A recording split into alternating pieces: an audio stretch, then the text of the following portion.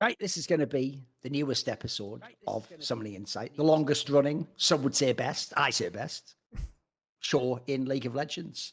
Also on Last Free Nation, our network, we have many other shows that we have Sack Down, where Yamato Cannon and Dom listen to someone just give them free content instead of putting it on their own channel. That's nice, thank you. Always appreciate that. You have Power Spike, where Monty and Dom talk about usually who's been arguing the most with them on Twitter or which fans are mad with them. And then if they can, they trip over and do some of the games as well. You have the Monty and Wolf show, where Wolf actually tries to counter his obvious insane homerism on the broadcast by being like, no, Monty, it's not like that, I guess he could say that Faker and T1 fans are, and then he does that, and then he sort of rizzle-dizzles his way out of all the traps he finds himself in. What else do we have? We have Best Damn League show, where I talk to a bunch of people who aren't Dom, because Dom just won't do it anymore, and even refer to them every week as not Dom, and then just wait for Dom to come back so we can have that one big episode, and then, keep spinning my wheels till then. But every now and then we actually have really good people. It's just they're not as famous. Zabatine, I think he's fire. Naymera, probably the third best caster in the West at this point in time. Probably underrated in that sense. I noticed, by the way, all you fans out there never say Naymera is one of the best casters, because you have no ear.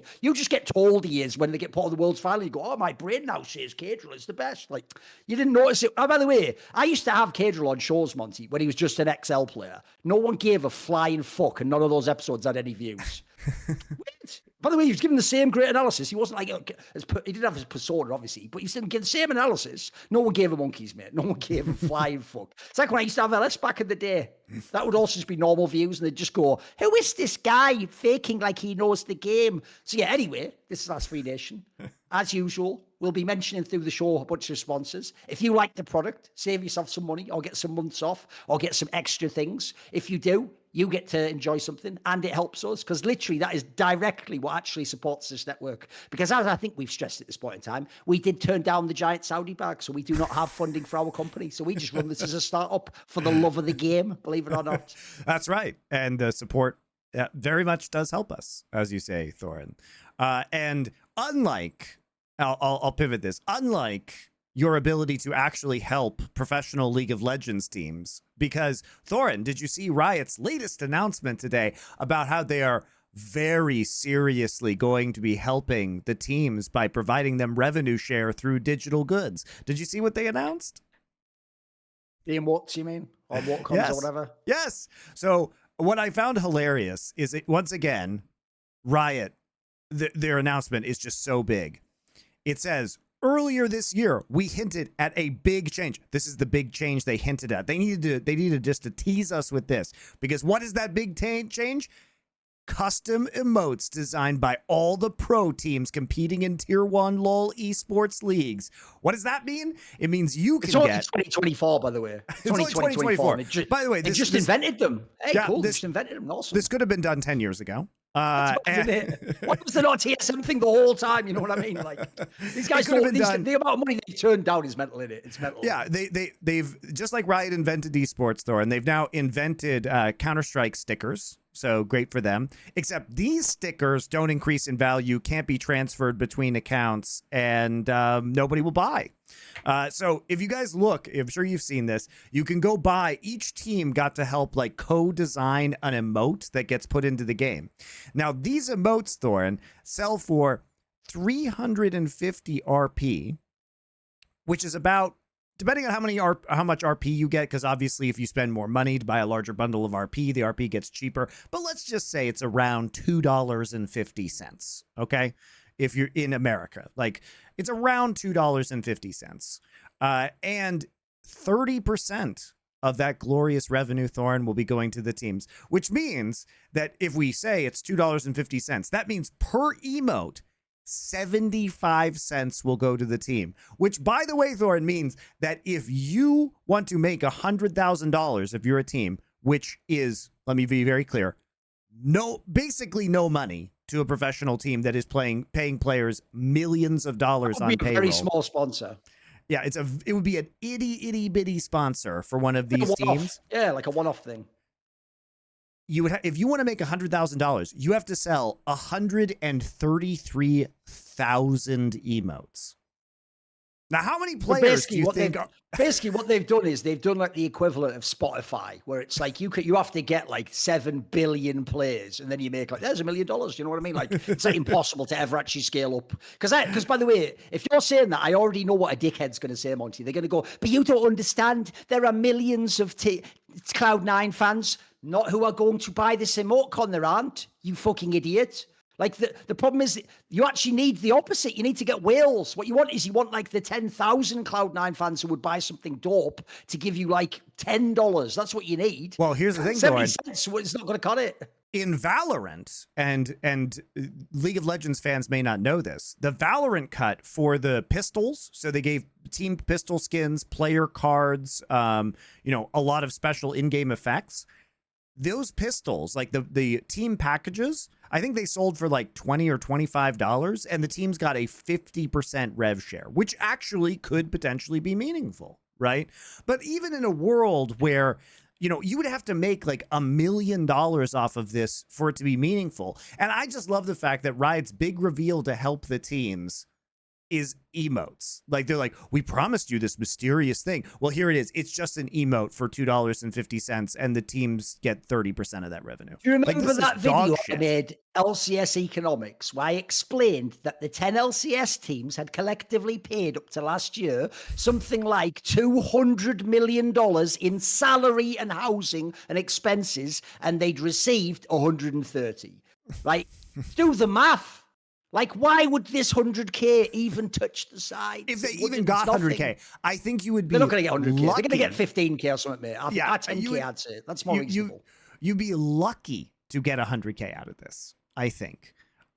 Because you have to remember that there's also one emote for every single tier 1 professional team. That means all the teams in LCK, LPL, LEC, and LCS. So how many fans are going to realistically buy, 10 of these? You're really going to spend $25 on emotes in games? You're probably going to buy 1 or 2, maybe, if you buy any at all. And frankly, like, I don't even know how many people buy emotes in League of Legends. It's certainly not a skin, for example, but it's impossible, apparently, for League of Legends to do chroma skins or anything like that for the teams. They did it one time and then never did it again.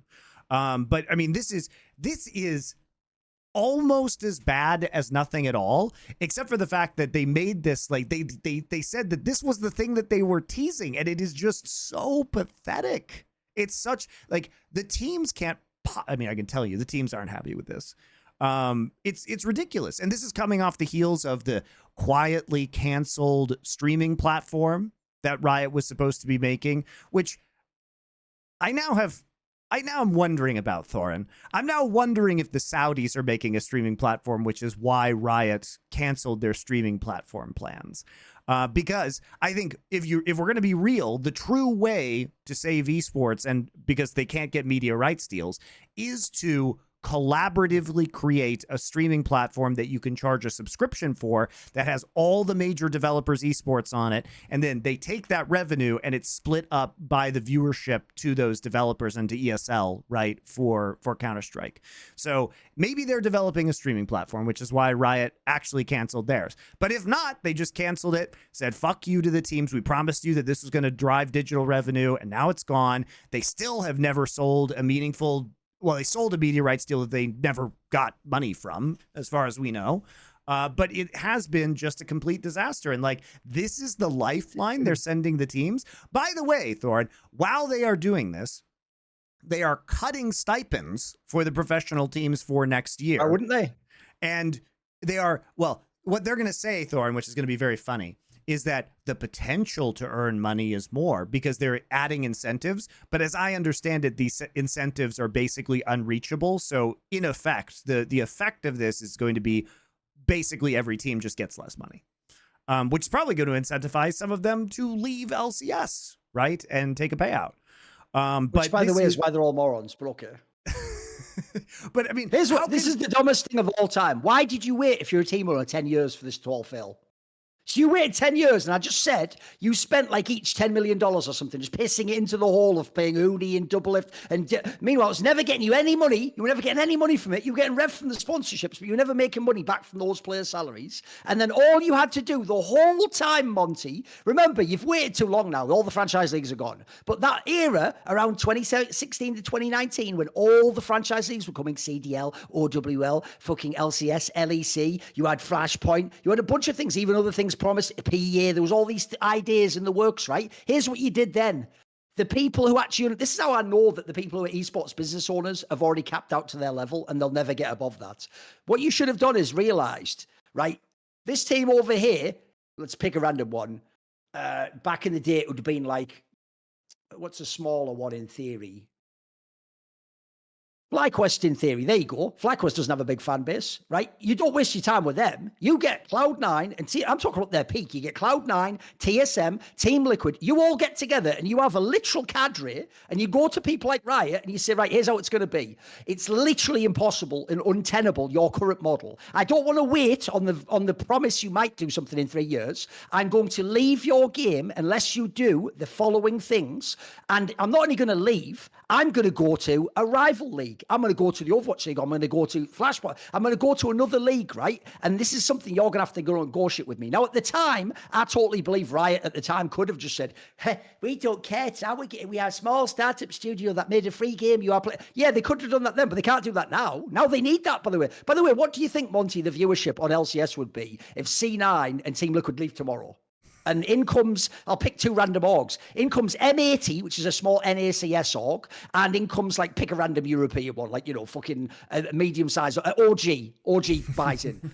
The viewership's if it's 40K now, it's like 10K. You know what I mean? Here's Like, the it's thing. nothing. Those teams are never never that muscle. Those teams are never going to leave because their boards the boards of those companies consist of venture capitalists who want the asset because they think the asset of the slot has value. So it's basically they're just in an abusive relationship with Riot Games forever. Because here's what's clear, guys.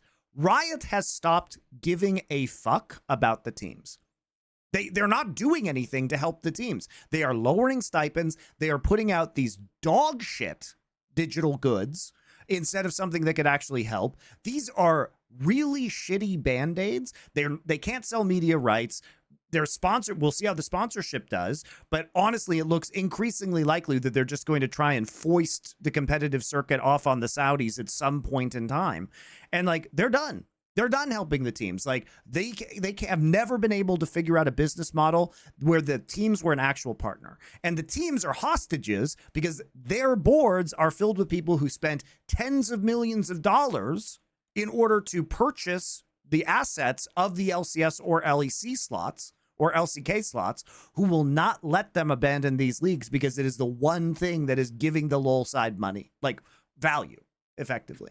I mean, you've nailed it there. The real problem also is venture capital, Monty. Remember, I don't blame Riot for this. Riot actually did create what would have been for an org a sustainable model. It wouldn't be for Riot. They'd just be giving money, so they'd have to make money through the game. When they created the LCS and they gave that stipend, Monty, every pro player who plays both splits gets $25,000 a year. So essentially what we're saying is we're going to pay you enough salary to be a pro, and then your org can pay you on top of that. So then, you know, now TSM can offer a bit more if they want the best player.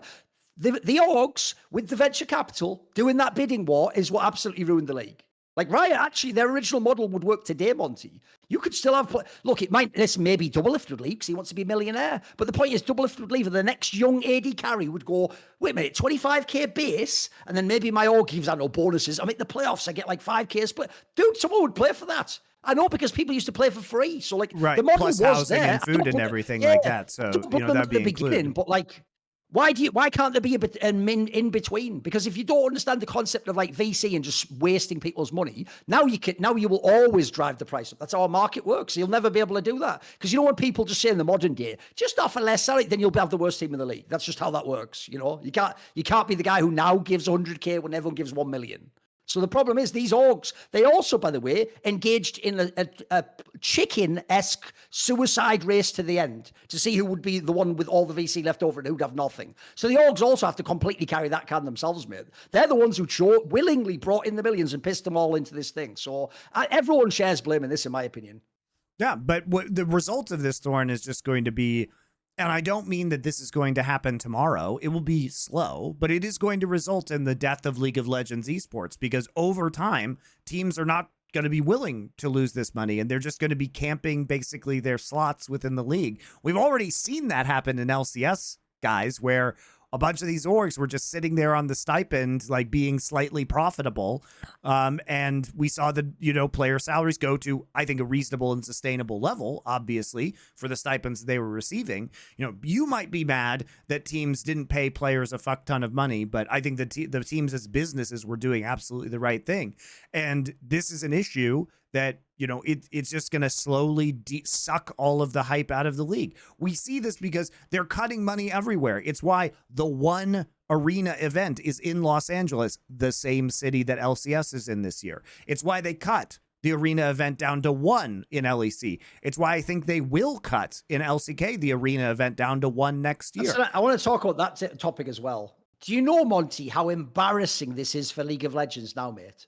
Right? League of Legends, you do understand, Monty, it's impossible for Dota or Counter-Strike to ever match League of Legends player base because they don't have the entire world unlocked. You can't ever reach it. So League of Legends has the ultimate constant advantage, right? They're basically born on a 100 meters race at the 50 meter mark, Monty. They can only lose if they fuck up themselves. So you've now taken the biggest game ever. Remember how League of Legends got massive in the first place? Because you footed all these builds. Here's the difference, Monty. The CS major in 2014 would be in maybe, in fact, it wasn't even an access till 2015. The CS major in 2014 was just at Gamescom. It was a hall at Gamescom. Or it was like Katowice, an old fucking Soviet thing that fits like 6,000 people, and they just have to use a fisheye lens to make it look. That was CS at its peak, Monty. League of Legends now has one arena event for LEC per year.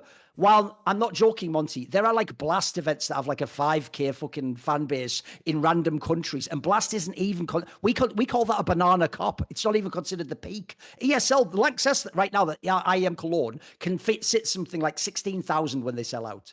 Do you know what a clown show it makes League of Legends look like? That European League of Legends can't even have one event even comparable to like the fourth biggest event in CS. This just looks clownish. And anyone going, because it's true that you lose money doing it.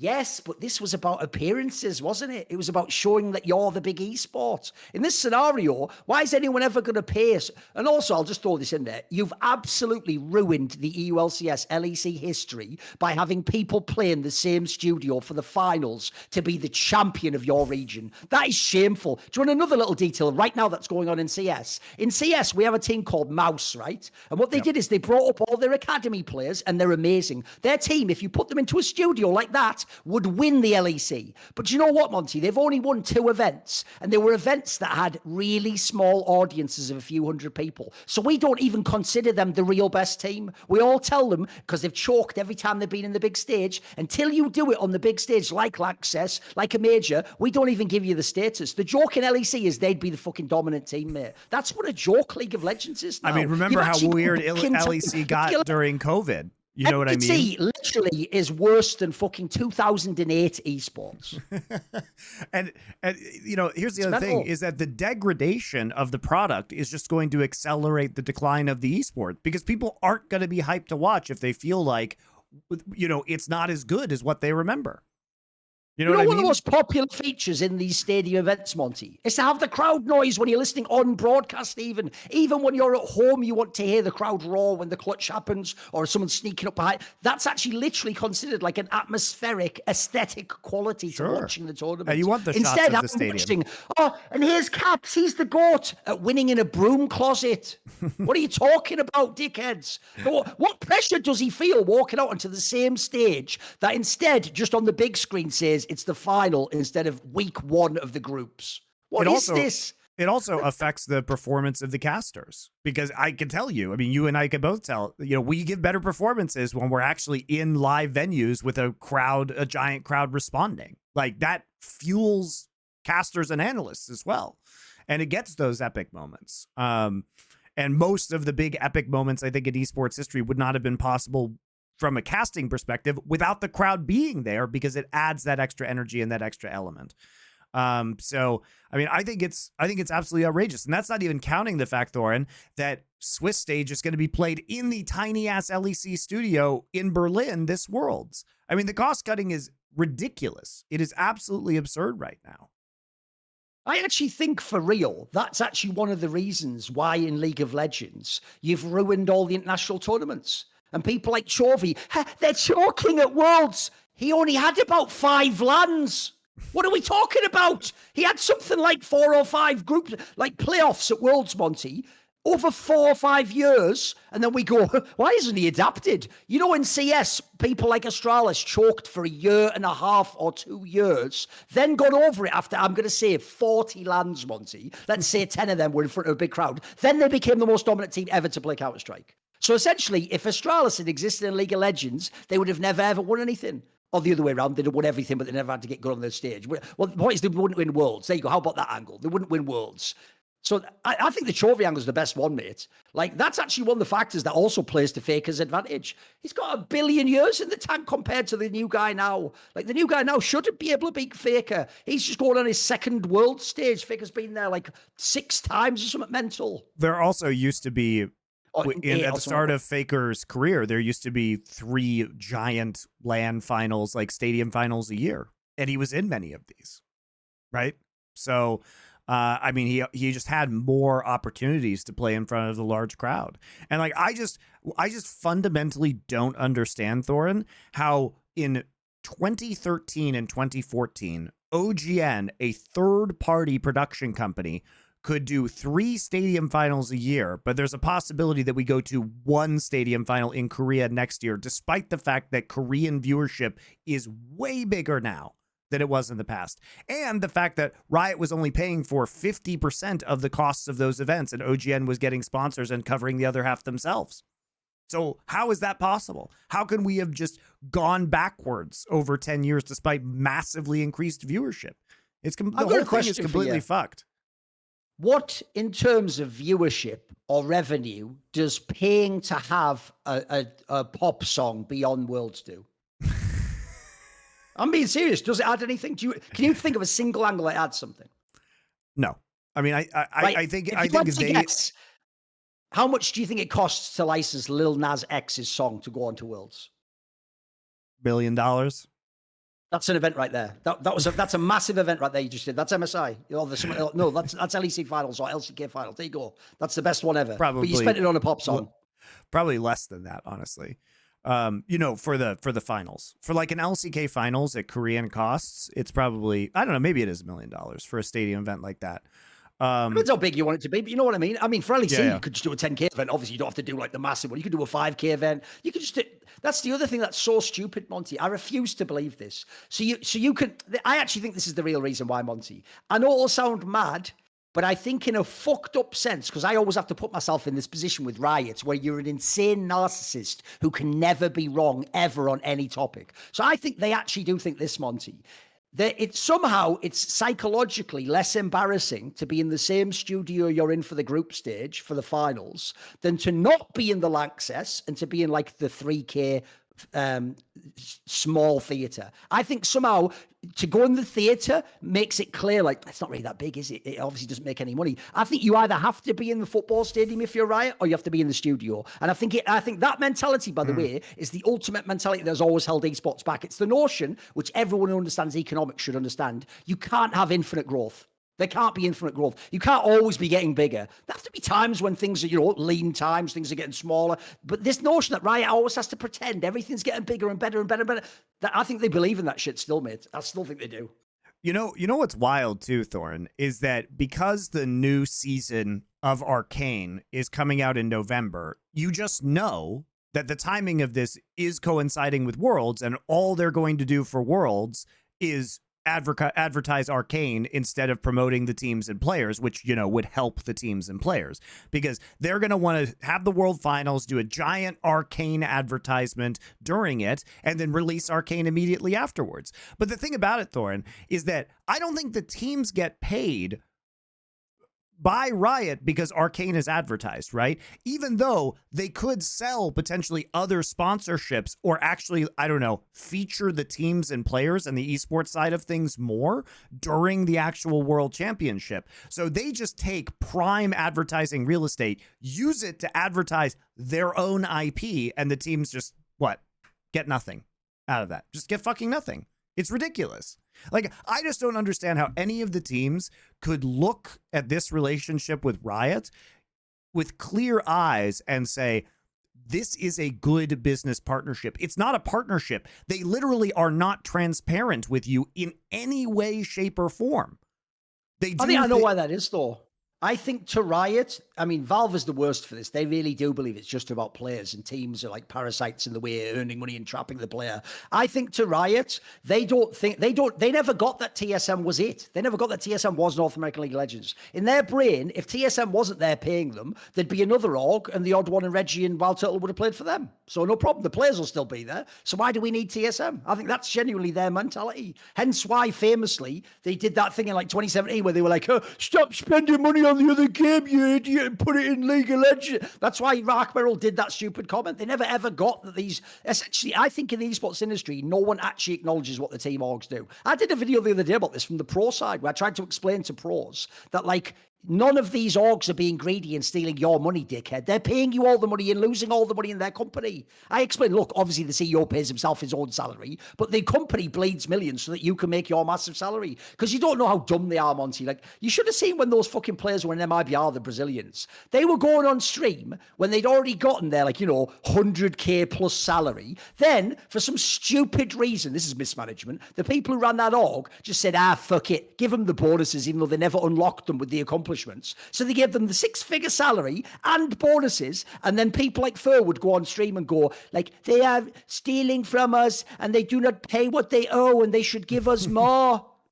And I want to just go, that's why, by the way, I won't say how, but if I ever get a chance, I'll fuck them up on that topic. I will fuck their world up, because that is actually gross. Like, the parasite's you moron. If anything, fucking MIBR players were the parasite on the back of the MIBR org, but they were treating it like they were some superstar pop singer, and it was this like greedy little fucking manager, like, hey, I've got all the millions for me, you're really contracted. Because people would say that, people say that to this day, Monty. When you get benched in CS and then no team wants you, so they won't pay the big buyout, they go, he's in contract jail, he only gets half his salary, so he just plays CS without even doing anything that helps the org for 10K a month. And they go, I'm in jail right now.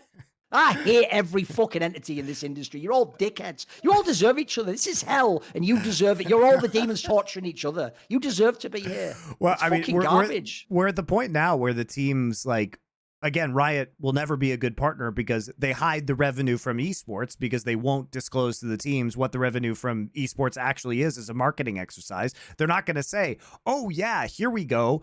We made X number of dollars based on the skins that were played this weekend on LCS because people bought them. They bought X number of thousands of skins above average on these days. The only, obviously, tying factor to that would be that pro players were using them. But they hide all of that money. And then not only that, but the commissioner, who in a normal, sane sports league is supposed to represent the teams don't have any say in who the leadership of the esport is. So Riot just does whatever they want arbitrarily.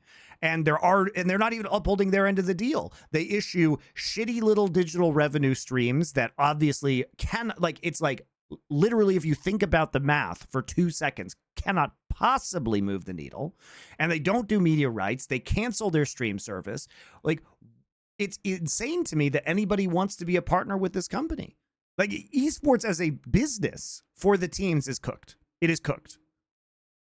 Of course. And the only other choice you have now is the Saudis. So literally your choice is a terrible business partner, and then your other BFF now is sports washing for a murderous, human rights abusing regime.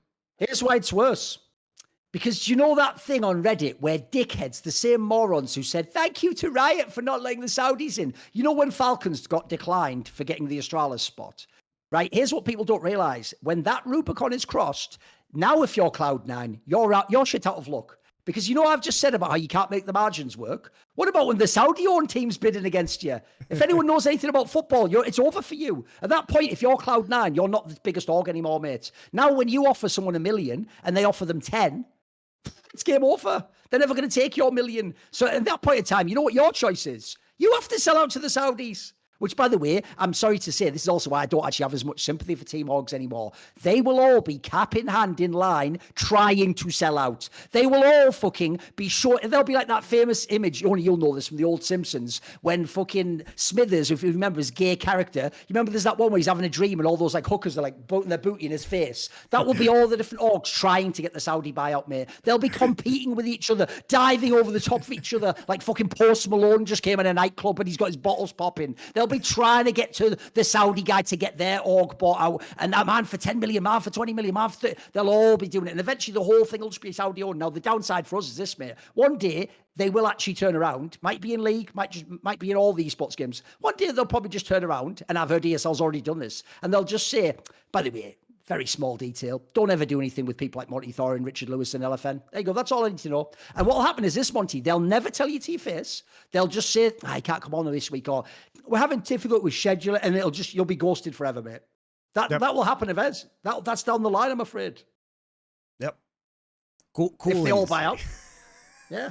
Oh, by the way, along those lines, though, I do have some hilarity for you, which is, you know how we're supposed to believe everything that Faker and people like that say in interviews and on stream, because it's what they're saying. They're really earnest people. They're very honest, right? So they did an interesting thing. I saw it on the T1 LOL League of Legends account. It said, question, which 3 celebrities do you want to have a meal with? And they asked each of the 5 League of Legends players. So Zeus, like a lot of them, by the way, had Song Hyung-min, who's this like football player for Tottenham Hotspur. Yeah.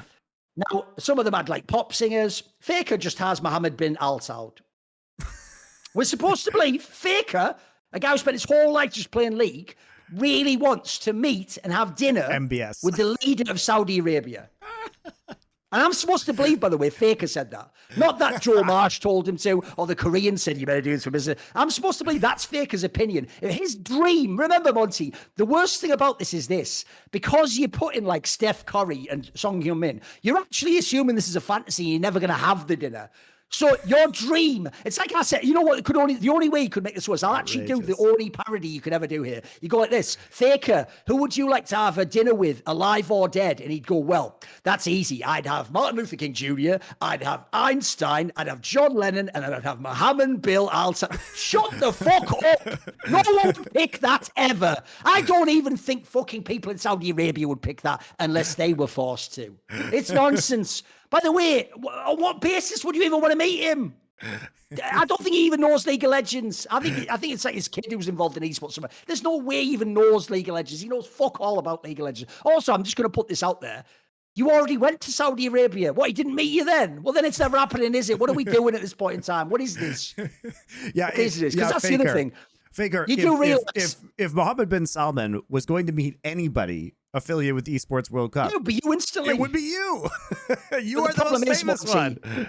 This is where idiots who keep going, the Saudi spot swashing has failed, still don't get, 1, it was never about viewership, and 2, they already have all the major sports, you dickhead. This is a drop in the bucket. Like, if you know how much they pay Ronaldo, that's more than like EWC times 4 or something, you know. And by the way, it's only people like Ronaldo. Like, Ronaldo actually had a picture the other day, by the way, where he was with one of the like royal like princes or something, and he would just put like, nice to see you, bro, in the fucking Instagram, and everyone was like, holy shit. So Ronaldo's at the level he can call like the Saudi guy bro, and just like fucking, like he's his little brother. Like that, League of Legends is nothing. Esports is nothing compared to that. That's why when people tunnel and go, the Saudis must be so mad they're losing fucking viewership. It's like, bro, that if there was like a bunch of meters, that wouldn't even be the big one. That'd be a tiny one. Oh, I could barely see the pixels on that. Oh, it's gone up a little bit. Oh, it's got now. Whatever. Who gives a shit? Put more money in. They don't even care. And also, the dumbest part about that angle is they've already been maxed esports. You idiots. You think they're giving you the bag? No, they're just getting you to sell your soul. And by the way, you've all sold your soul for so little money.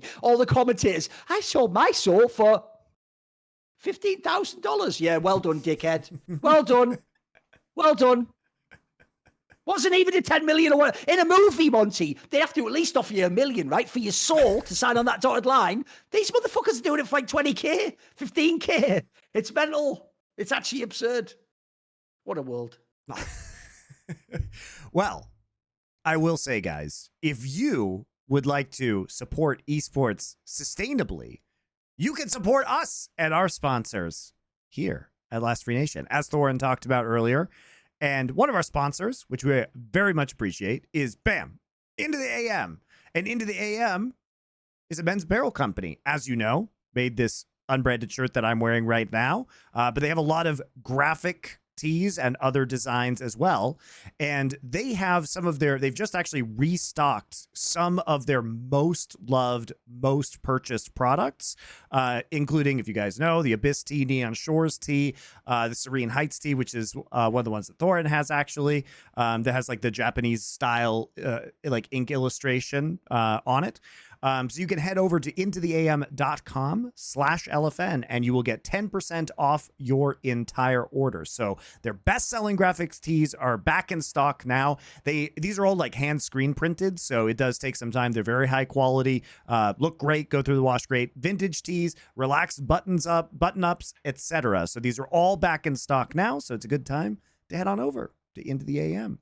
I know a lot of you have left comments on our Discord about the quality of their shirts. I wear them all the time now. And it's not just graphic tees. It's branded tees, unbranded tees, joggers, chinos, button-ups, and anything you could possibly want. So time to go get yourself a wardrobe refresh there. Shall we talk about some League of Legends games now? Sure. Let's do it. Where do you want to start? Which league would you like to lead off with this week? Because we've had the end of the regular season. There's an obvious one. There's an obvious one, right? Two things. I'm going to do a brag later, but we'll wait for that. So last episode, we spent probably 15 to 20 minutes talking about what should have been an impossible scenario. In theory, that was a waste. That we were spinning our wheels, Monty. We were discussing what would happen if Gen.G really did lose to KT and they ruined the amazing record. They ruined the undefeated season. KT won, and then maybe KT didn't even make playoffs, right? What's mad is it not only happened, but this is gangster as fuck. Do you know this season, Monty, I've only made something like 4 KT bets. Do you want to know what 3 of them were? It was when they beat Hanwha Life, when they beat T1, and when they beat Gen.G. I got all 3. And I only did 4 this year. Because here's the thing. If you actually know what the KT team is like, there's no team in the world like them. No, there's no, I don't care. But you know, in every league, they have that one. Oh, there's this up and down team. No, this is like the team that has the greatest variance I've ever seen in esports. I've never seen anyone that could, because when they come together, they actually could beat anyone in the world. It's actually meant, like, the joke is mainly people like Pioshik and Beryl, when somehow they just have a day every now and then where they're like the best player in the world. They're not really, but they play like it. You know what I mean? They play with the confidence of it. They also, by the way, I'll tell you another thing I liked about that one is they also now have realized finally what Korean idiots haven't realized for 12 years, which is when you're the 5th best team, Monty, you don't play the proper draft priority and do a worse draft than T1 who has better players. You do a cheese draft. You do a cheese draft, because when they did their cheese drafts, like the Smolder gamer, that's how you win against T1. You know what I mean? That's how you win against Gen.G. You just say, fuck the meta, fuck what they practice against, fuck what you go with the crazy angle. So I think KT's actually, look, you can't replicate this model, but it's actually underratedly become one of the weirdest storylines ever in LCK. It's especially funny because they were coming out off of being like 2-0'd by Breon and Guangdong. I mean, actually, incredibly against them, I imagine. You know, yeah, they probably think they're the favorites. Incredibly pathetic losses, and like, you know, they did beat Hanwha before that, but you're saying the variance is absolutely crazy. And I will say, like, look, Gen.G played quite badly in this series, and that is concerning. I mean, Canyon played extremely badly in these 3 games, repeatedly invading when he didn't have pressure. He would get collapsed on and die in their jungle. Just very, very sloppy. But in that 3rd game, Thorin, I actually really liked the Smolder pick. I hate KT and I hate Smolder, but I did like both watching Smolder and KT in that final game. Because into Corki, it turned out to be really good. And ever since that game, we've actually seen more and more Corki or Smolder being played into Corki. I think a lot of teams were scrimming with this beforehand, and it just started to come out this week. And the reason is you very often have very low kill pressure on the Smolder, but Gen.G also didn't take advantage of the fact that They had side lane pressure versus Smolder. They could have actually just straight up done the Well, Baron they just kept multiple grouping all the time, times. yeah. They could have split pushed and then done the Baron or like forced Baron, but they never did that. They just sat there and let themselves be outscaled. They seem to just completely lose the plot. Keen is making terrible plays, like trying to dive them under turret instead of just, I don't know, pushing up. Because remember, BDD was stuck either at his inhibitor turrets or at tier 2 farming when they had total map pressure. And they weren't taking that scenario. Gen.G wasn't taking that scenario and just going to Baron and trying to force it and then turning on them. Instead, they were trying to be way too aggressive, dive them underneath the turret, and that ends up kind of just like Keen's bad plays kind of end up losing them this game. And they never look comfortable. On top of that, Thorin, the Lucian pick here is absolutely useless in game number 3. He is just hard outranged. And Lucian Nami, when you play this combination, you have to play forward, right?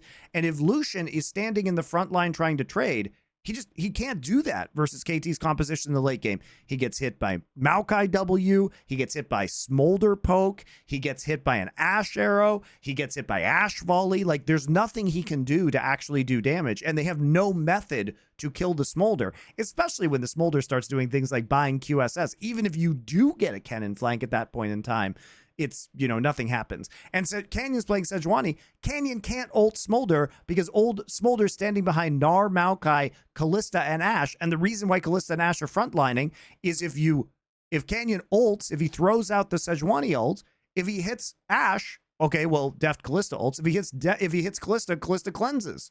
So there's really no play that they can make. So the draft was bad. The play was bad. They didn't play to actual win conditions. They did actually get a lot of pressure quickly and built up a lead, but they didn't actually try and force the Baron at any time that made sense. They tried to force tower dives that they lost. So, I mean, bad series from Gen.G. Bad series from Gen.G. I swear people just haven't adapted still, Monty, to how many ADCs are in the game. If you have all these ADCs, you can just burn the turret when they're in their inhibitor turrets, Monty, and they only have one. Maybe the jungler can go on a little fucking stealth mission and try and peek and see if you're doing the Baron. You can burn it down completely. Have you seen how fast it can go down now? It's mental. Like, we're not playing 6 years ago where it takes forever to hit the Baron. You have to do it for like 5 minutes. Like, you can just do the Baron for free. Like, that's one thing I don't get. People still opt into 5v5 team fights where they think, but I'm stronger. You've played League of Legends your whole life. You know that team fights get turned around. It's not like, I mean, the worst thing in the modern day as well is this. Like, also, this is something I was talking about on Best Damn League Show that'll be forthcoming with Nymera. People also, Monty, still have all the same rules in their brain that don't apply in this meta. So, you know, in the old version of League of Legends, if you kill the ADC at the beginning of the fight, you win. Not when there's 6 ADCs in the game. Then it doesn't. Then you just get killed yourself. So you burned everything to kill him, and then you just get killed. That doesn't make sense. The funny thing about this meta is, like, you actually can, like you're saying, like, burn everything to kill one AD carry, and then the Corki and Ezreal are still alive, and then they just kill your entire team. It's really funny. It's actually counterintuitive, but the problem is MMA's teams just haven't leveled up in that sense. You know, it's like they've got the old rules set. It's like, oh, we killed the Jace, and it's like, well, Corki and Ezreal are still alive, and now you have no ult cooldowns, and you just die. You know, also, if you can kite well enough. I do actually think, no joke. Look, I would be terrible coach, obviously, in a whole bunch of areas. I don't know the game, and I wouldn't be. But I'll tell you one thing I would stress. It would be my ultimate stress in the game is fucking ult economy. Bro, Overwatch nailed this in a year. Do you remember? They actually got really good at it. Like, you know that. People would never use the fucking Gen.G ult until the right moment because they knew the counter was coming. But what's insane in League of Legends to this day is once the fight starts, everyone presses buttons. Even the best players in the world. Here's the thing. I get that when the Chinese teams do it because their whole style always was balls to the wall with Jet Li in a fucking... in an elevator fighting 10 guys, right? But LCK is supposed to be like the precision league. It's supposed to be where you're following like set protocols, where you understand like target selection. So why are we burning ults? Like, the other thing I can't handle as well is like, mate, here's another thing that no one's updated on. Are you ready? Because I'm noticing all this because of the current meta. I'll tell you another thing they haven't realized, Monty. Why are you attacking the support with Warmogs, who the second he gets down is going to go out of vision, and because he's got such low health, he's going to come right back in with all the health. You just wasted everything. Luckily, there. That is not okay. That's like a mini tank, bro. That was like OP as fuck. I talk about this on my stream, but especially before they nerfed Warmog, and it was just like one Warmog into you know, and would trigger the, because now they changed it so you have to have the Warmogs and 200 additional HP, something like that, in 300 additional HP in order to actually trigger the effect. And the thing about it is that once you had the Warmogs, right, it's 500 additional HP. So they changed it. But basically before, if you had a fully upgraded support item and you had the Warmogs, it would just trigger the Warmog's heart effect. And the problem with this is, like, it created these massive breakpoints in the game where it's like, if one team had a Warmogs or two done and the enemy team had none, that enemy team just lost to all vision on the map. Like, you actually couldn't compete because the other team could just check brushes for free. And as long as that person didn't die, which was very hard to do, right? If you were coordinated as a team. Support on a Poppy, just face checking every brush to see all your vision. It's mental, isn't it? It's mental. So it's just like a Leona standing, and you can't kill Leona anyway because of Aftershock and because of Leona W. So if you were just face checking these brushes for free, if the other team didn't have Warmogs, like, they were forced to face check and then they got poked out and then they couldn't take the objective anymore. It was incredibly imbalanced. It was a hard power spike that I think really wasn't talked about enough. And that power spike still exists. It's just not quite as bad as it used to be because at least you need some additional items now. But anyway, if you see all these things combined, absolutely do warp what all these fights look like. It's one of the reasons why I think so many teams just keep getting like fights turned on them and comebacks are happening all over the place because people are playing like the old protocol of a team fight. And also, the obvious thing, I told you this, remember, I said this the very first time we ever talked about the multiple ADCs on each team. People in their brain can't account for how fast you get burned down in the fight.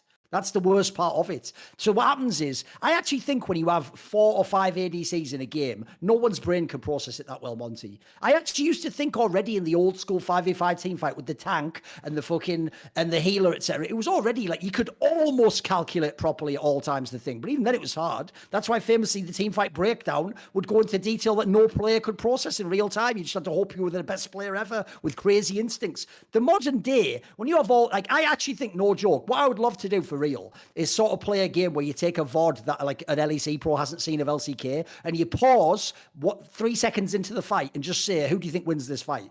And bro, I bet the answers would be all over the place, mate. They wouldn't be able to guess in the way you used to. Before it was sort of a bit obvious, you know, as to, like, you even knew as the underdog team which player you probably have to catch or which you have to miss or whatever. Nowadays, fucking hell, it's people bashing buttons, mate. It's like here's the analogy. You know, if you play a Street Fighter, it's supposed to be, but you have to know all the combos. Blah, blah. If you play a Tekken, famously, people could just button bash against you and they might win just randomly, right? Like Eddie Gordo or something. That's what League of Legends has become now, just button bashing.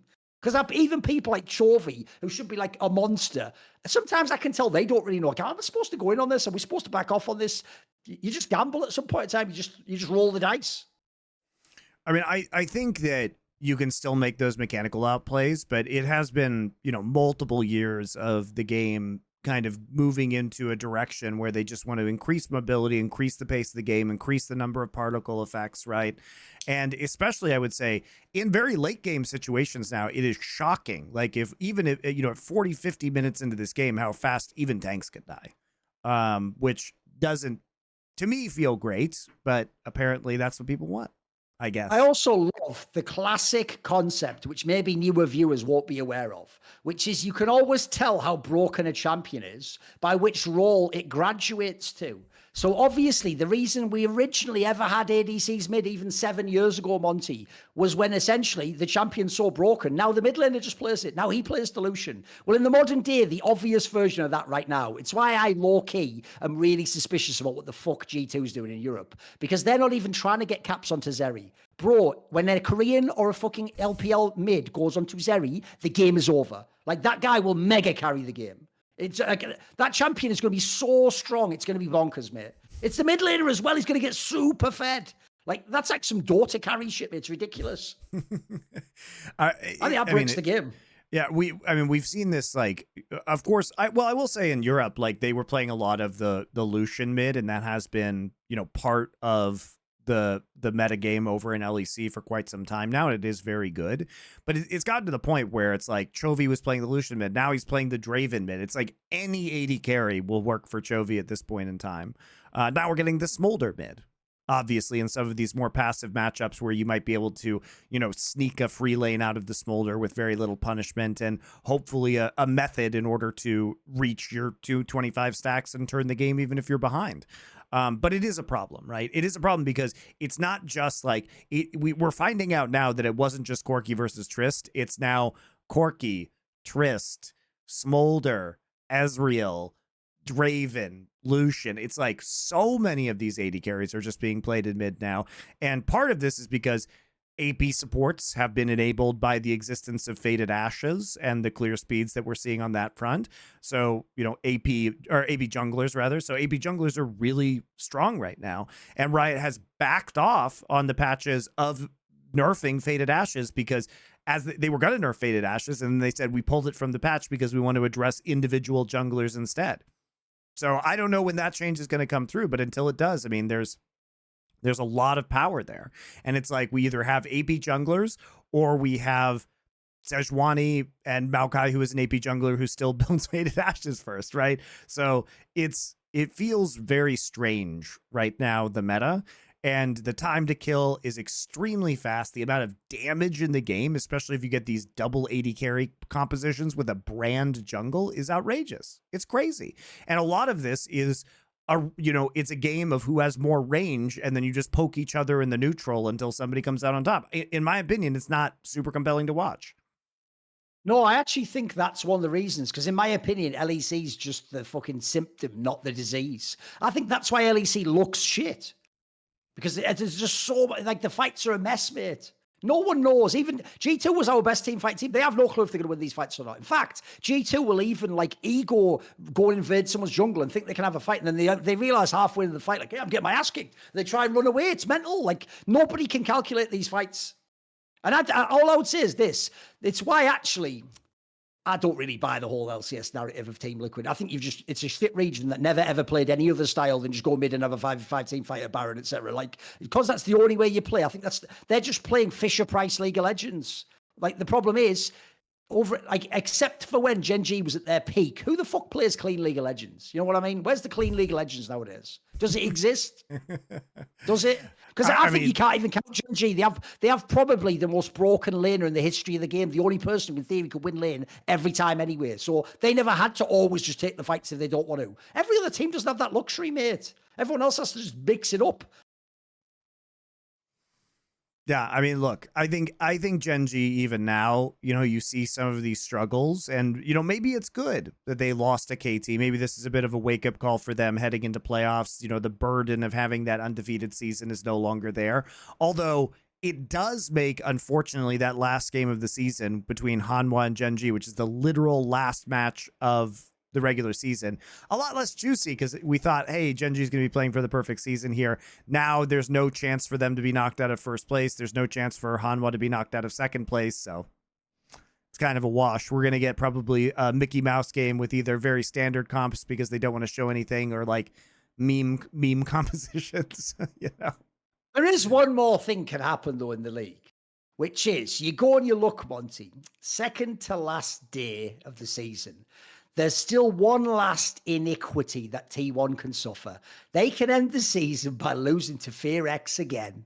And then if they do that, you know what's sad? This is what's actually sad, Monty. Because it was never about Faker or T1 the org. It was about stupid fans forcing false narratives and being shitty to other players. And so what we do is we use Faker as a way to get back at them. We go, see, he failed, and you said he was the best right now in the go, right? Because of that, it means that what happens is you get this scenario where I've often given this an example about football, where when I was a boy and I grew up, was when Manchester United used to win either every season of the Premier League or every other season, Monty. And they had such an insane run, and their fans were so intolerable because essentially, you'll know the analogy, it's like the New York Yankees. I didn't live in Manchester, mate, but every kid who was just a noob just supported Manchester United in my area, not even like our teams that were from there. So it became so annoying that when they then lost Alex Ferguson and they stopped winning and they had these years where they just couldn't win, I sort of used to think, I'm going to enjoy this Schadenfreude. But it actually wore off after about 5 years, mate. After about 5 years, I actually sort of reset and I was like, wait a minute, that was one of the best teams though. Like I want them to be competitive again. I sort of want them to be in the race to win again. I want all the good teams to be there so that you have the best possible league. And also every team that's got a great winning tradition, you want them to be successful. So at this point in time, even though the dream is they turn it around for playoffs and they do the run again, right? This time it doesn't look like that happens, and that's actually sad, mate. Like if LCK doesn't actually have T1 that can be a contender, it's going to actually be not that good a league, mate. It can't really just be fucking Hanwha Life against Gen.G. Like, if anything, that's what's sad about T1 falling off. This is the split that would have been awesome. You would have had Hanwha Life, T1 and Gen.G. Then you'd have had the KTD plus outside with a bit of Kwangdong, with a bit of fair. Bro, that would have been one of the best LCKs ever. So this T1 story's actually sort of dragged the league down, even though people are reveling in the fact that, yeah, we get to donk on all the shitty T1 stands. But at the end of the day, like, we're not here to donk on shit T1 stands. We're here to watch awesome games of League of Legends. Yeah, and T1 is at a point now where, it's possible they kind of hit 5th or 6th in terms of playoff seeds, depending on what happens this week. Literally, while we are recording this show, T1 and Kwangdong are currently tied 1-1, and like Kwangdong may win this series, in which case like KT has a real shot because they just 2-0'd DRX tonight in order to take, if they can beat Dplus, like who the fuck knows who they can and can't beat, right? Dplus is locked in 3rd place. Dplus has nothing to play for, by the way, this week. They got nothing to play for. They literally can't overtake Hanwha because of game score. So at this point in time, Dplus is not going to be a real opponent for KT. They're going to play something probably super standard. They're not going to want to show anything going into playoffs. And that means that KT, they'll be playing potentially for some very important seeding. And who knows how that results, right? That's the problem with some of these like meaningless games for teams at the end of the splits because of the way the format is designed. But there's a chance like maybe T1 falls even further, right? Kwangdong is playing for their lives. Like Kwangdong is still trying to get, muscle their way into a playoff spot. And if they can beat T1, it's going to be enormously helpful for them to do that. And it puts, BNK Fear X basically in a position where they like have to beat either Hanwha or T1 that they play this week. So point is though, we are getting a lot of exciting kind of lower playoff seed matches in LCK. But it is unfortunate that T1 is a part of those because you want that T1 narrative. And obviously, any playoff or Worlds or international tournament with T1 in it is going to do better. They are the single biggest draw in League of... Faker is the single biggest draw for an audience in League of Legends, period. And so if they don't make Worlds, it's going to be a lower viewership Worlds, period. By the way, I actually, even though we talked about this player many times, just because we've almost ended the season, he's unlikely to get to the finals. I actually do think the most underrated player in LCK this year is Aiming.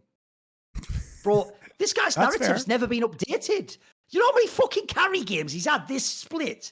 Do you know how many games he has where he just doesn't die? Like, mate, it's fucking... If this guy played for T1 or a massive team, he'd be mega popular. I think no one ever updates. They just keep him with the same narrative from 2 years ago. Something, mate, it's mental. Well, I mean, he has had int games this year. I think that's the problem. It's fuck all, mate. I mean, seriously. No, you want to shock yourself? Quite a few in spring, but it's been better this split. This split. Yeah. Wait, you pull up the stats for this split, your mind will be blown. Yeah. Like, he might have done, like, 15 games and died, like, 10 times over 15 games or something mad. Like, he's had some bonkers game. And remember, look at his lineup, mate. He's on some stacked team. He is the team. It's him a fucking showmaker for life. That's it. I mean, he's always the team because he gets all the money. You know what I mean? He gets all the money every single game. That's just, he's a very, high economy AD carry.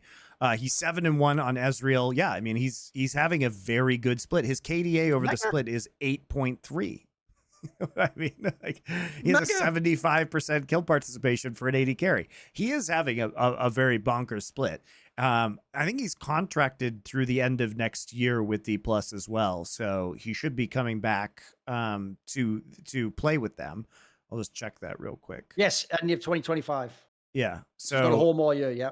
Yeah, so I mean, he is a good player. The thing is like when he dies, your entire economy goes with him, right? Which is very problematic. And he does have the odd end game, even though I would say you're right. This split, he's been very good. He was very good last summer as well when he was on KT. He yeah, was but this is what excellent. I mean.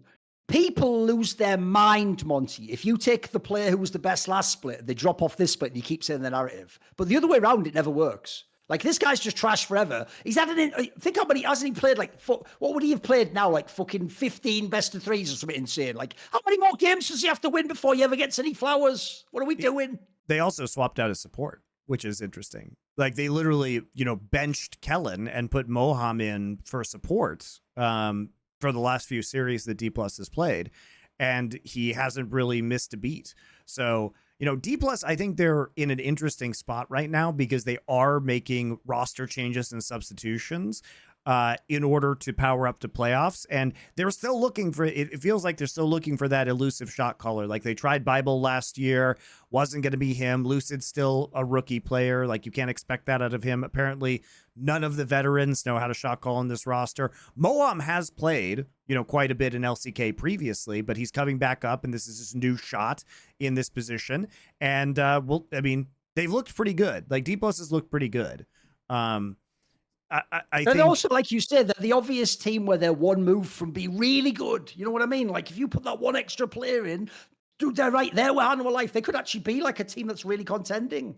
Yeah, and Lucid's continued to improve because Perfect doesn't technically count as a rookie because he played one fucking match last year, which is outrageous that it's one match where he was subbed in literally in the final game, when it didn't matter for KT's season, in the final game of like summer, he was substituted in, and now he can't win Rookie of the Split, which is outrageous because he's been very good. He can't win it, so it's basically Lucid's to lose, and by this point, surely he's locked it up, right? Dplus has dropped some games to some mid-tier teams, but it seems like they're trying to adjust what their roster is going to be, and that's hard to do this late in the split. But it's better to do it now and maybe drop a game or two. They're already like locked into third place in the playoffs. No, they're not locked into third place in the playoffs. I guess T1 might be able to, but they're basically locked in, right? Dplus plays Brion, like they're basically locked in. So, this is a team that is trying to like make these adjustments now, which I find interesting. They tried to do this at the same point in time last year, like late in the year when Bible was coming in, but Bible was just like horrible in lane and was a big liability, and they couldn't, even with better shot calling, couldn't dig themselves out of some of the holes they found themselves in.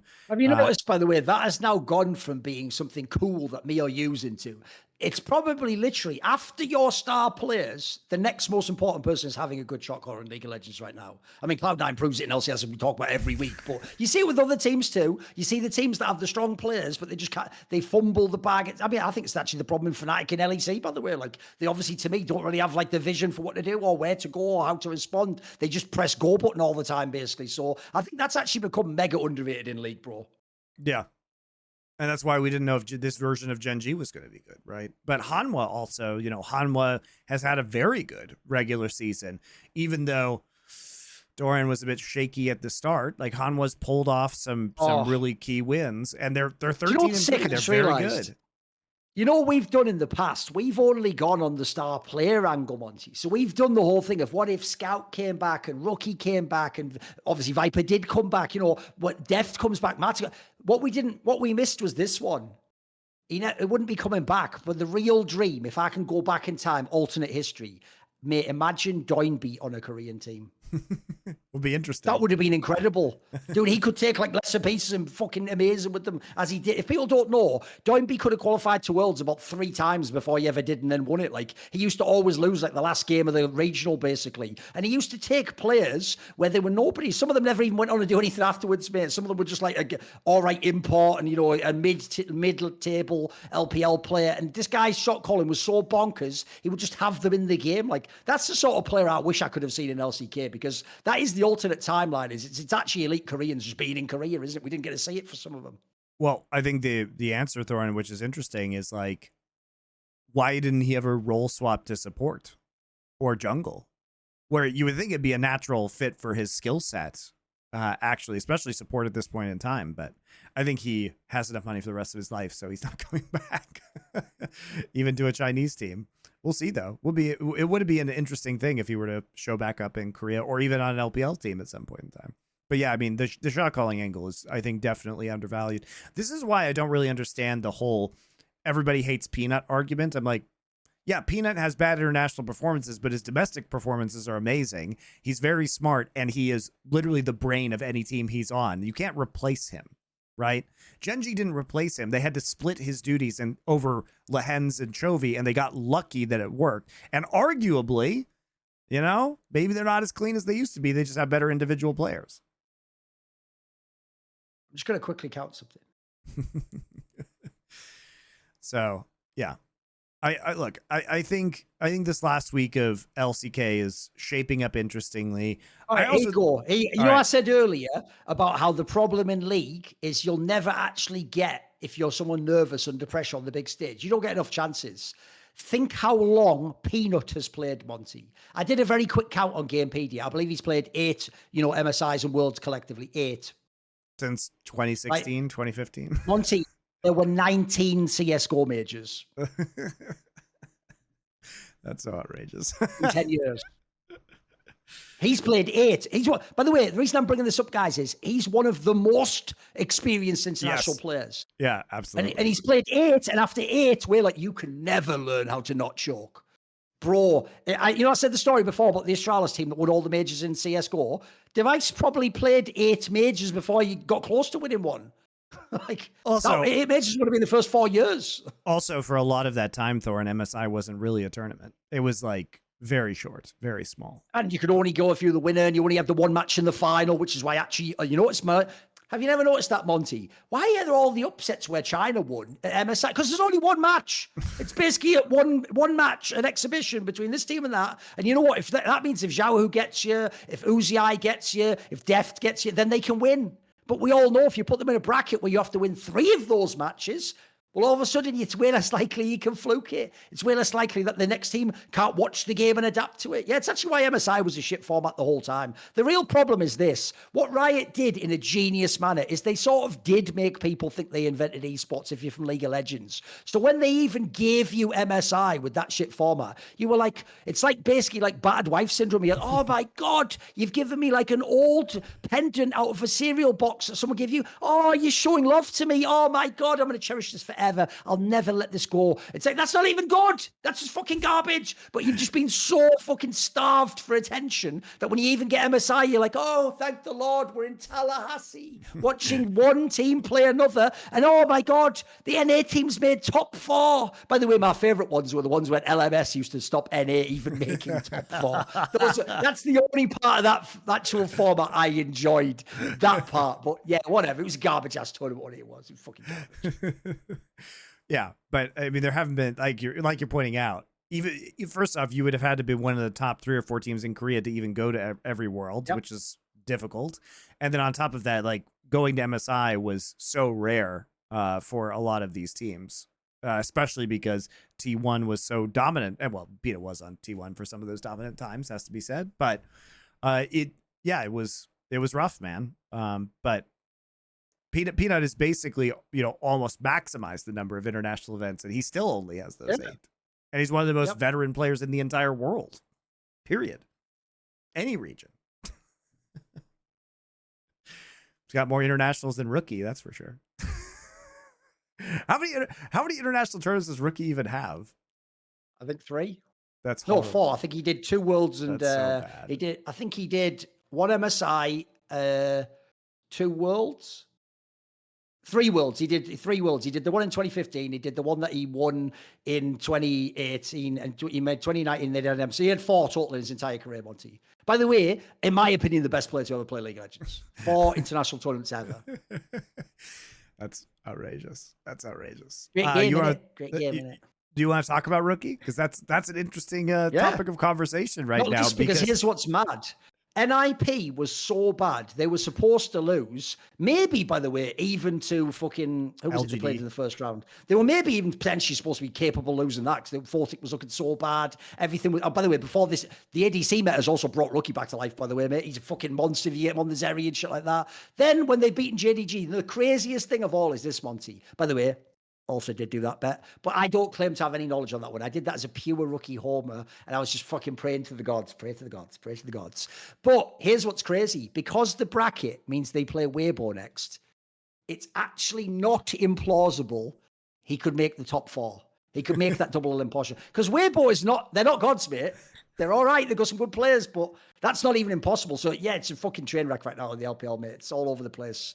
Like JDG, you know what? I'll be rude, because why not? Why would I ever fucking break the habit of a lifetime? Hey, Dracos, it's weird how Ruler suddenly can't 1v9 all those fights anymore. He never was 1v9ing them. He had Knight, the best team fighting mid ever from China, in the same team fight. When you take Knight out of the team fight, and then you take 369, the best tank player in the world, out of the team fight, and you put in the current solo laners, Ruler could never carry the fight. Actually, Ruler is in hell right now, mate. He can't win in this team. Like, that team, JDG, was one of those ones where it looked all right on paper, and then in the server, it never got going. Does everyone remember in spring, they just got clapped by TES straight up? Like, it never got to the level where they were going to be the champions of LPL, mate. They were never going to be champions. I mean, they probably could have done better than this. Like, honestly, like, I think of course. One of the issues is, it's not that I think Flandre played super badly in the series against an IP, but it is. Couldn't even have been in the series, man. Why was he here? You want to hear my conspiracy theory? You want to hear my conspiracy theory? Yeah. I think they played Flandre because I still believe that Sheer is actually underage. And I think that they realized they couldn't go to Worlds in Europe with Sheer because his age would actually be discovered. Oh, so right. they had to switch in Flandre for playoffs because they had to actually play with him in the playoffs in order to lead into Worlds. If people don't know, that Sheer guy is the best rookie this split. Like, he is really good. But he also looks really young. He's not 18, guys. I'm very confident. But if he is 18, he should himself be doing Maybelline adverts for like skin cream, the anti-aging. Him and fucking Ali McDowell, they could be doing those. That's an age reference, but you get it. They could be doing those because he's taken years off his age. Mate. He looks 13. So that's my tinfoil hat theory about Sheer, because they literally have run with him for so many consecutive series now, and then all of a sudden Flandre is in this incredibly important match, and it's not like Sheer was playing badly. You know, Sheer was, especially for a rookie, was performing extremely well. Very legit. Yes. Yeah. So why wouldn't you want to go to Worlds with him? Do you really believe that in this moment, like, Flandre is going to come through for you and like be the guy? Now, again, I'm not going to say Flandre had a bad series versus NIP, because he didn't. But like, honestly, there were other players that had, worse series, and NIP, I think, played pretty well on a whole. And also, people just aren't even punishing NIP. I think in the right ways. Like, the rookies come online. We got to see some of the rookie, smolder into quirky games that we were alluding to earlier, which is a great position for NIP to be in. But Leon, by the way, has played, so counting the play-in that they played Rare Adam against Rare Adam, LGD and JDG. Hilarious. Yep, he has played every single game on Zyra except one game on Brand. It's like 11 games of Zyra and 1 game of Brand. And it's like, what? Like, this team doesn't have a great depth of style. Oh, they just band-aided it. It's obvious, yeah. Like, by the way, remember, Leon's not even that good a player. Like, he obviously wasn't even fucking around, guys. They brought him in emergency, like they did in IG when Rookie was there. I bet Rookie just goes, bring him in. Listen, he's the backup. Just bring him in. He'll do the job. I'll tell him what to do. Like, that's what it looks like. It's just Rookie's fucking manservant just comes in the game. Like, get down, Mr. President. Zyra ult. Like, it's garbage in it. It's funny because, like, Aki's out now and like Leon's in, and he just plays AP junglers, by the way. He's not playing really much else at this point in time, even if you go before that to the series that he started playing. But it is very funny, Thorin, that the NIP could go 0-8 in Group Ascend, which meant that, by the way, they lost their best of threes to LGD and JDG, and then they come back into the playoffs and they pop off. And Gen.G was struggling a lot in those games. It wasn't even like an example of where, you know, because you're in the best group, you're just having great games. They literally looked incapable of winning a series when they were in the Ascend group, Monty. They would never have done it. In fact, people, unironically, LPL experts I know were telling me, dude, it's not even impossible they just fuck up and lose to Rare Atom when they play them in that match. Like, that's how bad it is, because no one thinks Rare Atom's good, by the way. But the joke is, they thought at least Rare Atom had some level of coherence, whereas Nip had nothing. The whole bot lane was done, like, jungle situation was shit. Like, they would do that. They were done. Even Rookie was having bad games. Like, they looked completely cooked, and now they've done some crazy like resurrection story, which, like I say, it should stop next. They should get beaten by Weibo, but with how it is now, it's not impossible. If I hear that Silver Scrapes, then I'm believing it. I'm believing all the way. All I'm gonna say is NIP was not supposed to be top 4 in playoffs last split either. Yep. They came in and were a dark horse throughout the playoff bracket, and they immediately turned back into a pumpkin in the regular season. Yet here we are one more time where, you know, they're starting to climb up. They're getting into that double, getting too close to that double elimination portion. If someone doesn't watch the LPL, look, I can't go super hard because he actually has had some games this split that were bad. But here's why you can't actually tell me, unless you talk about cops lifted, you can't tell me with how they play in the server that Fake It is actually better than Rookie, especially not in the last 5 years, by the way. Because here's the difference, Monty. If I took the nameplates off and I show you like a Rookie Zeri carry game, it looks really fucking good, mate. He can have games again where, like, that is the player. I've never seen a player ever in League of Legends who could do this. If you notice, have you noticed how the players with the most longevity usually are actually like, you know, a support player like Meiko or like a jungler or something where you can switch the meta up. You can be supportive. Rookie actually can have games again where he rolls back the years and he's just the carry force in the whole game. And he's playing the LPL, for fuck's sake, like the mega skilled league. Like, this guy's game just does not age, mate. It's unbelievable how he can hit his skill peak. Like, he's one of those people you should genuinely study. Like, how is his wrist not broken, you know, like fucking wrecked? Or why does he not have nerve pain that stops him playing? Like, it doesn't, he actually defies age in that sense, mate. Yeah, fantastic. You want to talk about the Weibo matchup? Because, like, I think this is both of these teams. I mean, it is a very interesting matchup because we've seen a lot of this because it was both NIP and Weibo in the same group in placements, both underperforming, and they were in there with anyone's legend who's on the opposite side of the bracket. And that was like the big story of the placement matches, both of them kind of like squeaking into the Ascend group at the very last second, despite not looking like they would be both making it. You know, you see Tarzan and Xiaohu both performing terribly in placements, but Tarzan had a massive glow up in the summer regular season. He was utterly fantastic. Xiaohu looked better. They finally started coming together as a team. And if Tarzan continue to have these performances, like, you know, they deserve to make that top 4. But it has been massive turnarounds from both these teams. It's a very exciting matchup potentially.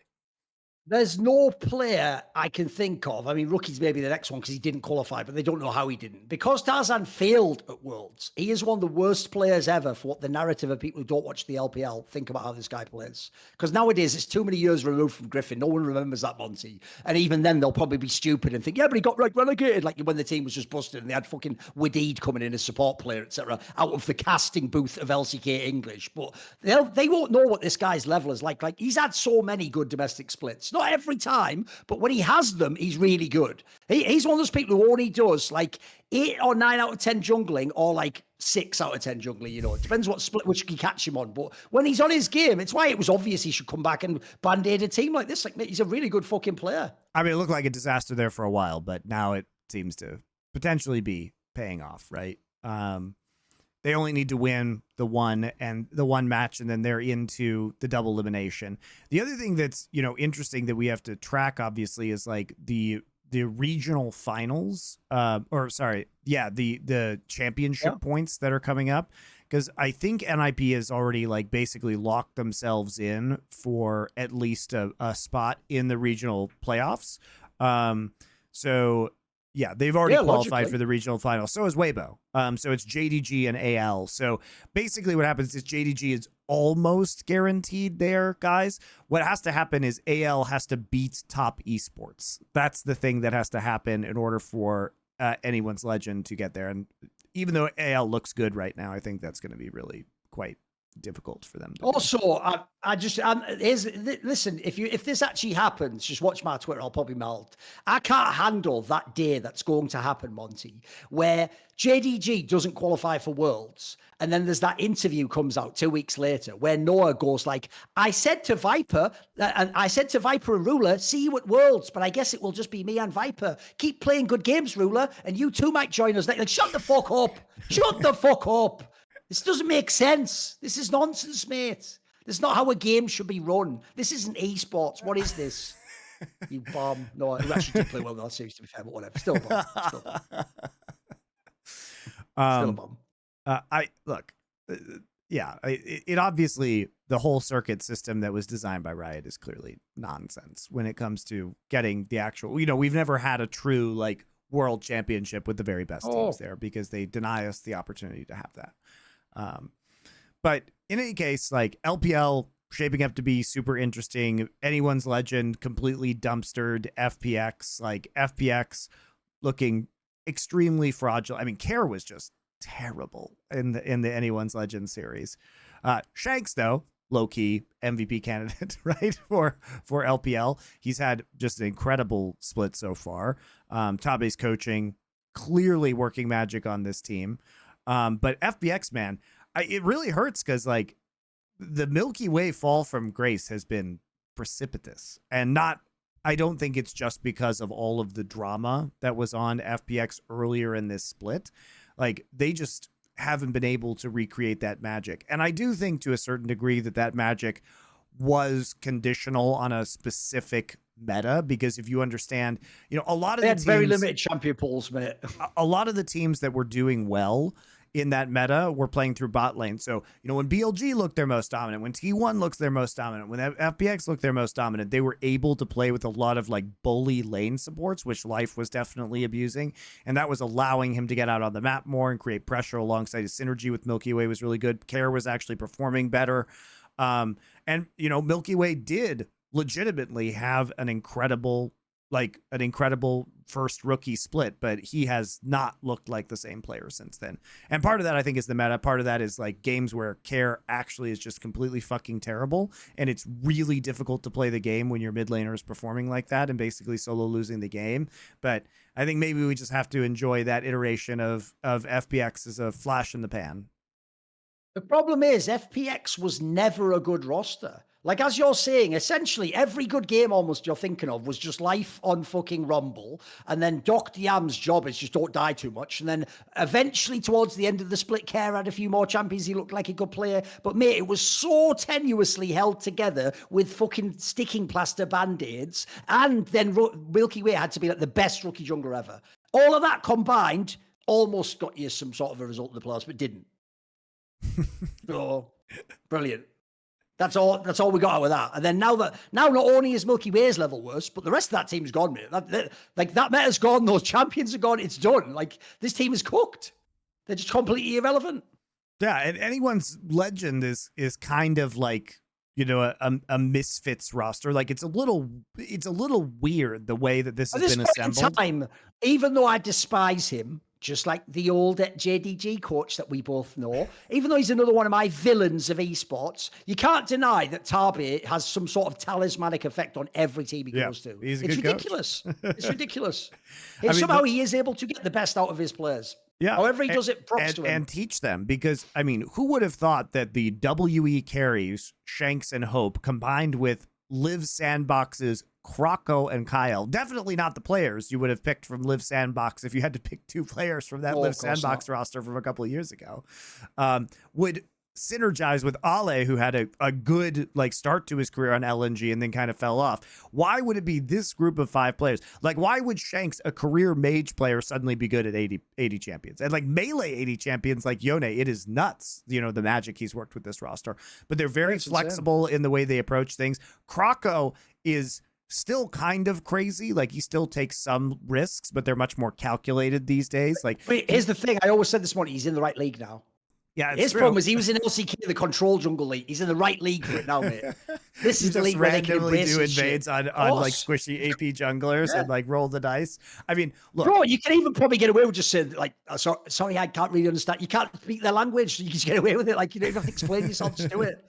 Understandable. Have a nice day. Go for it. yeah. So it is weird as somebody who watched, the start of Krako's career to see the kind of player he's evolved into. I never thought he would get here, and I do credit Tabe for that, because I think you have to have a good coach in order to like rein in Krako's potential and like drill in the actual game knowledge, because he was just uncontrolled energy previously. Which actually sounds like the name of an LPL franchise. Yeah. Maybe that's my new franchise that me and Reggie are setting up. Uncontrolled energy. Untamed energy. Also, the other reason it's so sad is because Milky Way also, as well as being Brit, it's a fucking mega name. What a cool fucking alias that is. Also, the amount of fucking like thematic things you could have done with him being a star, the constellation around, bro, Yeah. it's right there. It's just right. The If you're like somebody who sponsorships. works broadcast, it's so fucking sick. You could do so much with that. The sponsorship So much with that. opportunities. I mean, it's Obviously even crazy. yeah. Of course, it's one of the best chocolates in England too. It's not really; it's just for little kids, really, but it's all good. So yeah, I do think like I do think in the next, it was natural that anyone's legend was going to win that. Their story is really fun. They're one of my favorite teams to watch in LPL right now. Do I think they're going to be top esports? Remember that top esports is only outside of the top 2 because they lost their first couple of best of 3s when they came back from Esports World Cup. And after they lost those first 2 best of 3s, they literally won every game after that. Every single game. They 2-0'd all of their series. So top esports actually is just in fine form right now. Jackie Love has been great. Like Cream is obviously fucking amazing. So as long as like TN doesn't choke. I also saw you wrote, I read your piece on Meiko that you put out on your Substack. So you wrote a relevant article right before he's going to play and try and get into the top 2. Yeah. So it is a paid piece though. You have to pay to get it. But what I did is I just did a massive historical piece on his whole career. What I did is it's mainly just like how his career went, the story, the ups and downs, the accomplishments. What's crazy is I knew historics. I watched the LPL, but bro, it's not even until you drill down, you realize how insane the career resume is. Like, mate, this is not a joke.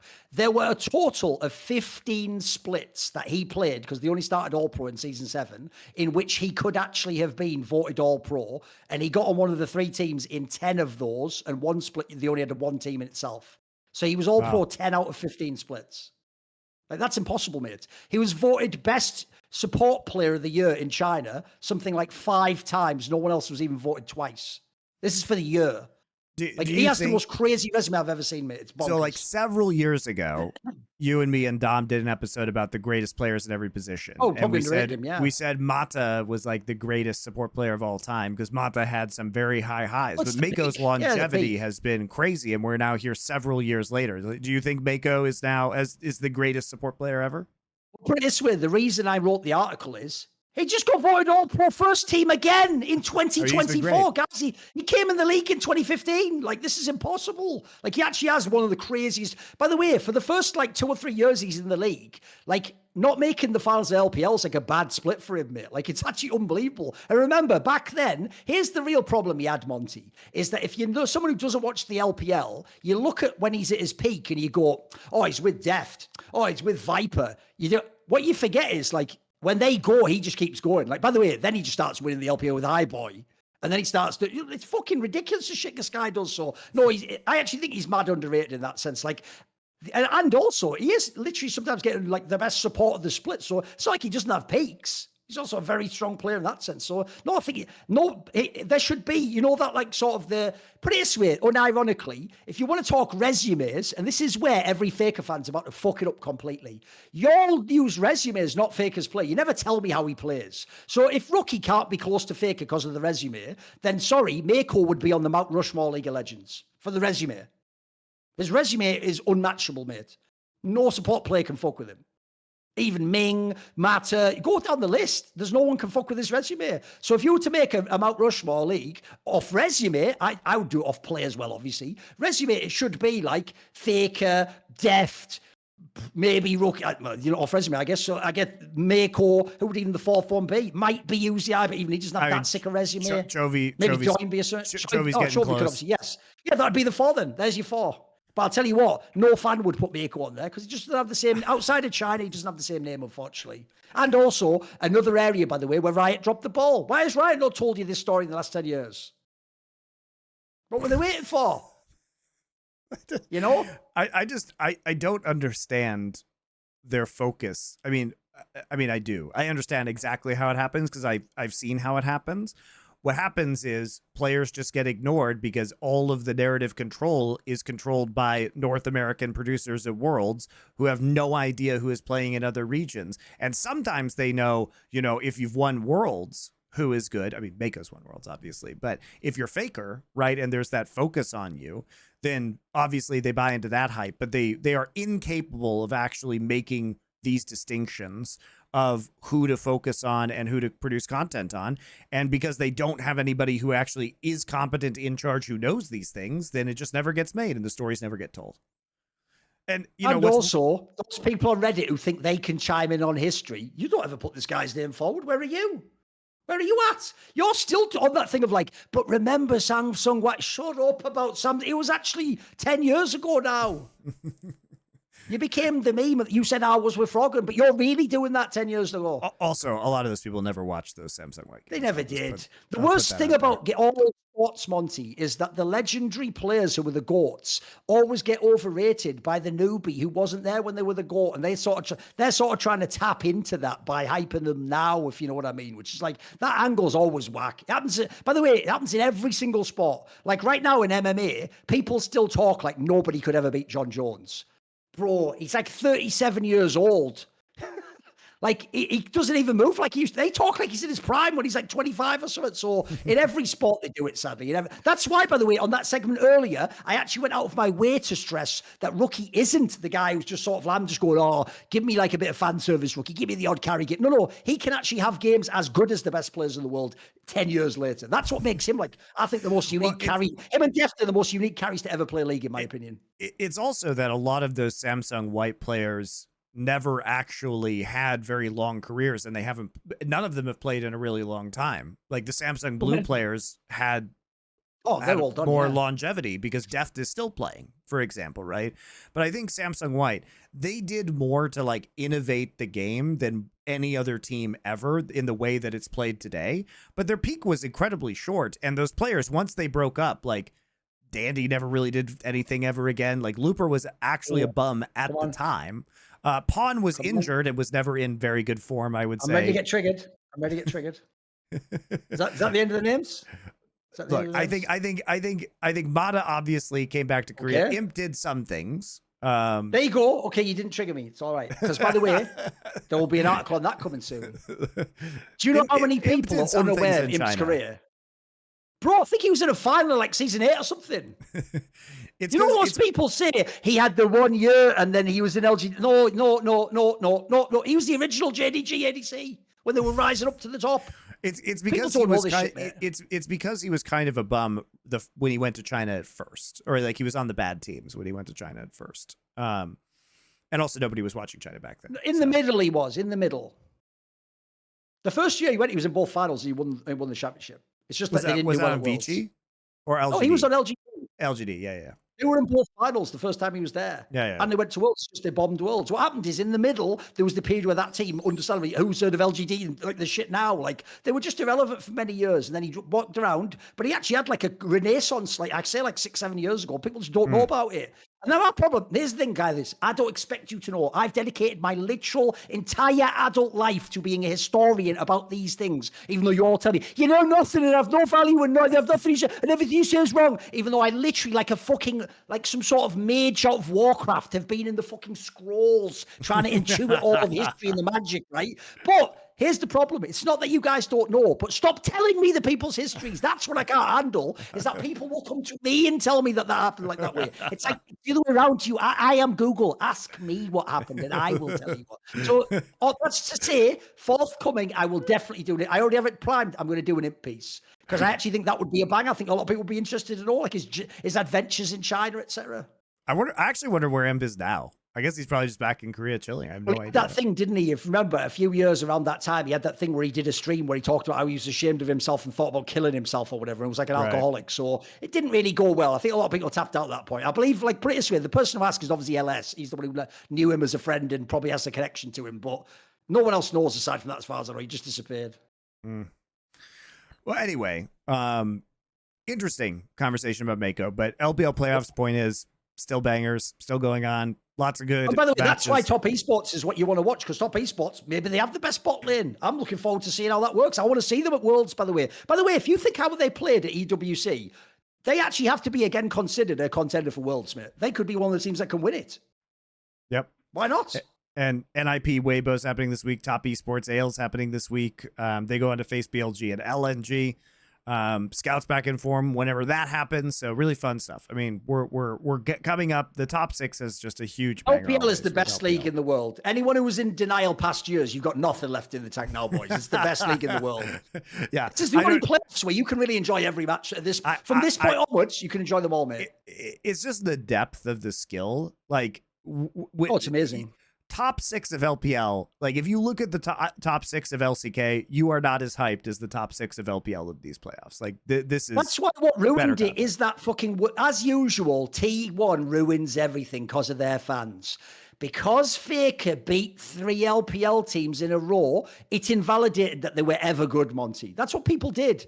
Like, you know what? I saw someone on Reddit did this the other day where they tried to make the case, they're right, that KT got underrated because they played all Asian teams and then straight into JDG. Dude, same with LNG. LNG looked great until the T1 match. So because they lost, they were never good. They were always frauds. Here's the reason why. Sadly, I actually study how people think when they make arguments.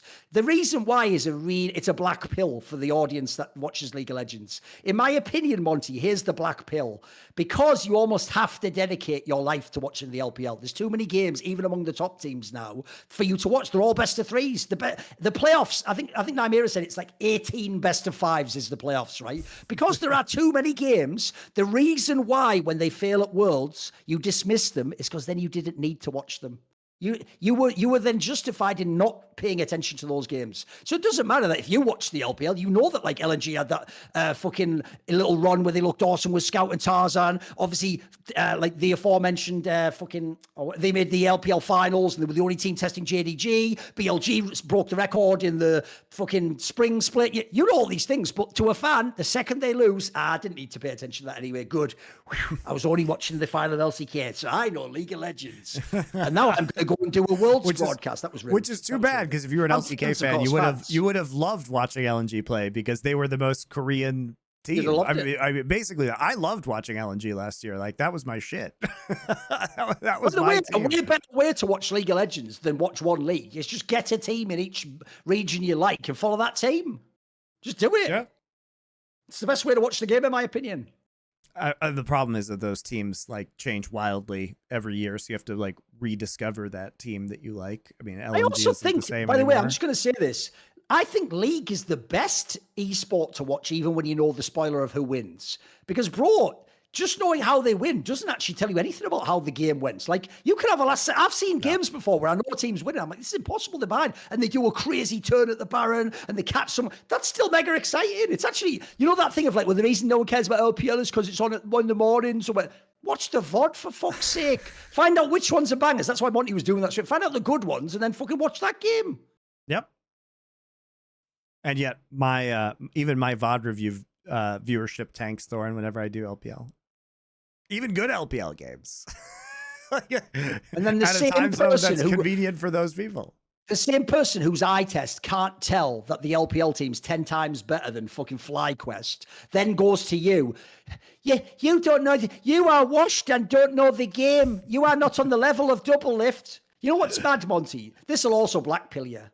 To this day, I see people post things when I mock double lift. Like, you should really stop this agenda against double lift. Look, he even proved on stream that they did the lane swap. It's like, I have to quit. I have to tap out.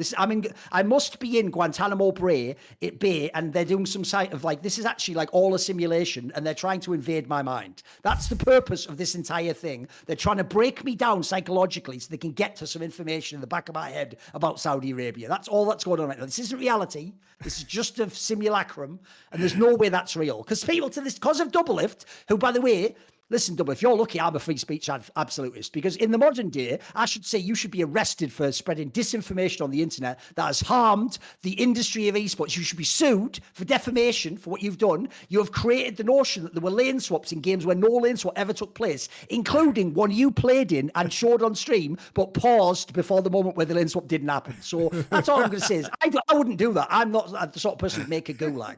Although I tell you what, if there was anyone who would be more qualified to make a gulag and throw people in an esports, would it not be me in a game Minecraft? This is a one-man player, not me. Any likeness to characters real or imagined is not actually the case. So. Well, after that, we should talk about some of our other regions beyond I think the what Asian we should regions. do, actually, Okay. while we're sinking our teeth in, Monty, is we should talk about where can you get sustenance? What isn't just empty calories? Where can you actually get something that will sustain and sort of give you the power and the fuel to really go and spend some time watching a VOD, play the game, think about the ADC meta. Should Warmogs be that way? How is Azeri different in mid lane from an ADC? Well, you know what you need? You need fuel for your brain. But the problem is when you're playing the game, when you're watching the game, we just said there's not enough time to watch all the LPL. So you need a healthy, delicious food source that doesn't require a lot of time, right? Well, that's where Factor Meals comes in. Because they're no prep, no mess meals, never frozen, dietitian approved, are ready to eat in only 2 minutes.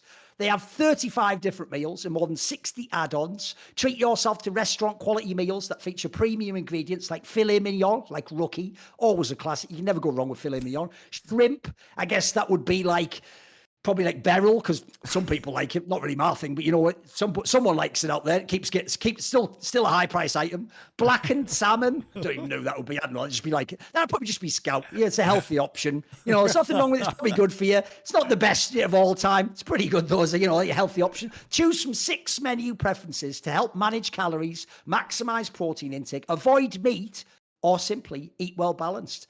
They got your whole day covered. You can get your breakfast to dessert to dinner, all of it. Also, by the way, you can always check the schedule out and figure out how many deliveries you want in a week. So keep kitchen time to a minimum. Ready in 2 minutes. No shopping, no prepping, no cooking or cleaning up. Those last 4 things sound like BDS doing their checklist. So we're not going to shop right. We're not going to prep right. We're not cooking, and we're definitely not cleaning up. But don't be like BDS. Head to factormeals.com/LFN50 and use code LFN50 to get, you've guessed it, 50% off your first box, plus 20% off your first next month. Now, you did hear that, but if I say it again, it will sink in a different way and reaffirm what I said. So when I said that's code LFN50 at factormeals.com, you guessed it, /LFN50 to get 50% off your first box. And how much was it off the next month? It was 20%, wasn't it? See the way I made your mind say 20% inside your head. Who said that? The Observer. Do meditation, you'll discover who that is. Off your next month while your subscription is active. There you go. Very good. You want LEC? By the way, if you actually do want to try that and it looks good to you and you want to save the money, you're not only going to help yourself, you will actually help us. That's genuinely what keeps our company going. Yes.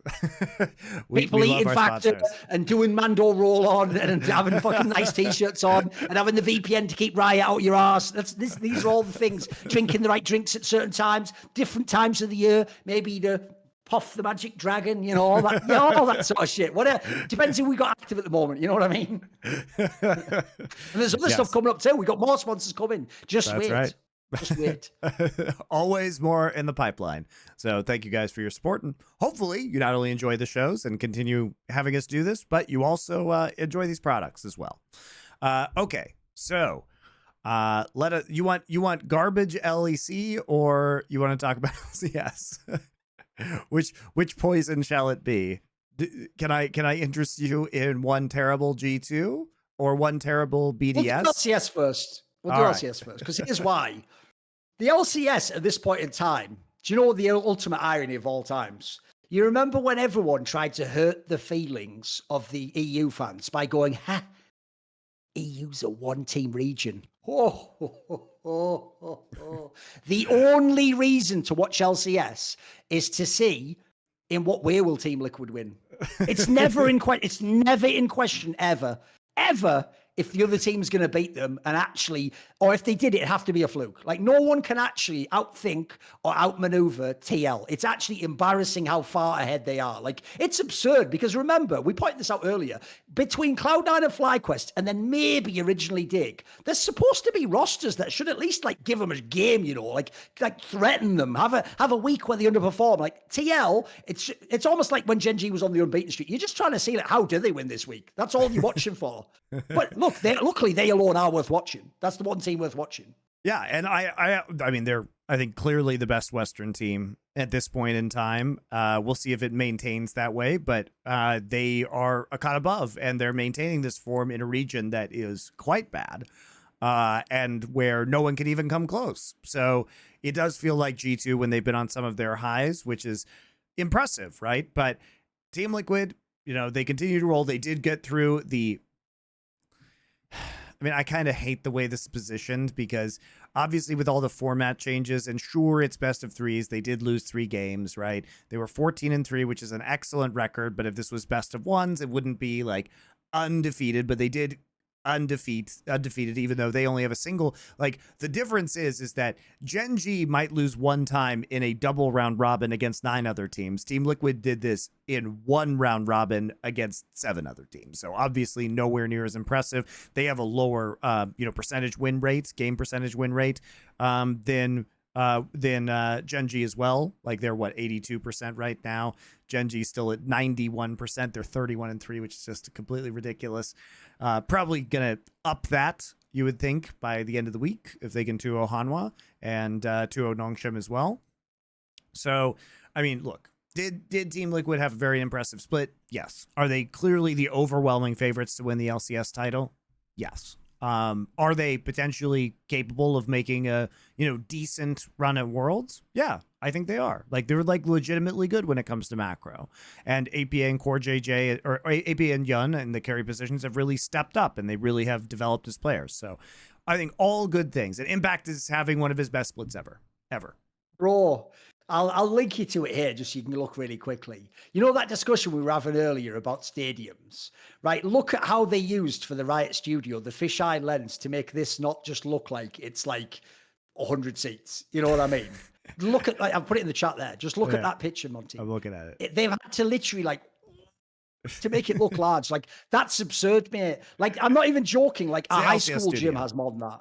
Yeah, that's what I mean. But they've tried to make it look like a stadium. Yeah. Oh, right. Basically, if you go on Gamepedia, it's just a picture on the LCS page. It shows that this is where the first rounds of the playoffs are played. But you might look initially, if you just glance, you'll go, what? They've got an arena, and you got. Oh no, that's just a studio. Yeah, that's fuck off. Absolutely fuck off. It's essentially like, the joke is, it's like having just a viewing party with a really big TV. If someone has a big backyard and a massive LED TV, that's just what it looks like. It's so bad. It's so fucking bad. That's so whack. That's what League of Legends is. 10 years later, it's barely improved in America, the game where it was invented and all the VC money is. It also doesn't fill up most of the time either. That's insane. Because, of course, because it's in Los Angeles every single week. I don't get it. But anyway, so LCS, yeah, Team Liquid wins. They do it. They complete the undefeated, 7-0 best of 3 single round robin. We get a split in the history of the LCS. The most dominant team we've ever seen. Don't know about that. I'm pretty sure the original Cloud9 roster was actually more dominant. The 2013, or was it 2014? The original. No, it was 2013 summer. 2013 summer, yeah. Or were they 25-3? I think. Let me check that out. That was including playoffs, I think. But yeah. Oh no, I think they were 13-3 with playoffs. Let me just check. I told the story before. I actually wrote an article where I watched 25-3 regular season, 89% win rate. Yeah. I watched every single game of Cloud9, something like 140 games over 3 splits, and wrote a giant 3-part article on Ungamers. And when I put it on Reddit, people downvoted it. And I said, you know what? Fuck NA up its ass. And then I just went and I became Thorin, the demon. And now you will live with that forever. So you could have incentivized me to be the historian and be a neutral figure and just do awesome content. And I thought, you know what? That doesn't seem to work. But I'll tell you what, telling Reggie what a dickhead he is, that seems to get the clicks. There you go. We're in the game now. You created me. You said Candyman 3 times in the mirror and I appeared. What did you think was going to happen, motherfucker? Exactly. C9, including the playoffs of summer 2013, were 30-3 because they 2-0 Dig and then 3-0 TSM. So yeah, 25-3 regular season. Anyway, we'll see what and Team then Liquid split, they barely lost more than that. They still also did insane on the next split, if you remember. It was like back to back. It was insane. So I'm not going to sit here and say that Team Liquid is like the most dominant team in LCS history because I don't really believe that. And yeah, also, but you do play BO3s now as well. Sure. It's different. Sure, but your overall win percentage is still lower even in those individual games, and you know there have been some minorly. I mean, I wasn't arguing if one number which is higher or not, Monty. Like I would acknowledge that immediately if we would just do numbers higher. I meant in terms of the style, etc. Right? Know? Yeah. Like this team has no rival. There's nobody can beat this team. Yeah.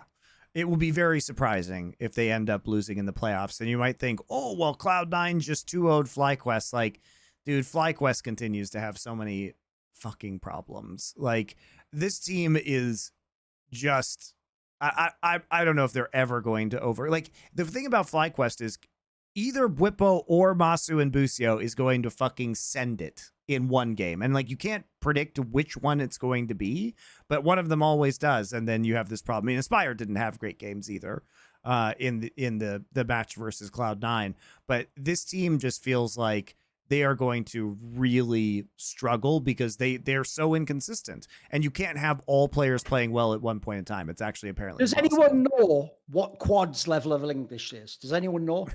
I have no idea. I don't know myself. Though. I mean, he's actually been one of the more stable parts of this roster. It's irrelevant what he clicks, Monty. I want to know, can he talk to his younger and top lane? I have no idea. Because if he can't, what is this lineup? Because one of the things I am so done with is if there are two players, look, they don't really, I'm about to do a hyperbolic rant, right? But obviously everyone's fine to give their opinion. It's all content. You can all have your opinion. But in terms of what I do and don't like, if there's two players, I could just genuinely say, please shut the fuck up forever. It's Nemesis and Bwipo. What they do is, because Bwipo isn't in LEC, no one somehow counts this when he's just shit in NA. Nemesis just sits on stream and people have the gall to ask him questions on his stream for real with sub questions like, do you think you could beat Chovy in lane? And then he looks over and comments on like LEC as if he like would slot right in under caps if he came into the league and only they'd be the good players. These guys live in the most delusional fantasy world ever where Bwipo and Nemesis are these macro geniuses who are gods at League of Legends, and every other Western player except G2 are idiots. Monty, on his stream, when asked about the fucking finals of LEC, Nemesis said, I did a whole little video on it, he said every single org in LEC except G2 is just filled with incompetent staff who are unqualified to do their job. Every single one. Except conveniently the org he didn't get into who beat him all the time. Every other one is just trash can idiots. And the whole league. And only this little guy from Slovenia with a fucking Lord of the Rings physique is sat there in a chair in his ivory tower, never competing like the man in the arena, just going, you're all trash. And none of you know anything. Mate, when everyone is a moron and knows nothing, maybe ask yourself, like, have you taken the wrong read? Everyone's not stupid. What are we doing? Because that's the thing about Bwipo I can't handle, mate. Bwipo in an interview, you'd never believe that was the player who you see in the server. In an interview, he's the smartest guy ever. In the server, you would think he can't speak English. He's just doing moves that don't even make sense. And the problem is, I always used to think before, Monty, he was on some of the Baus shit, where it's like he does the int that's like a tactical int that gets you to a different phase of the lane or gets you a kill or gets you to your item faster. Nowadays, he just ints. He just throws the fucking game.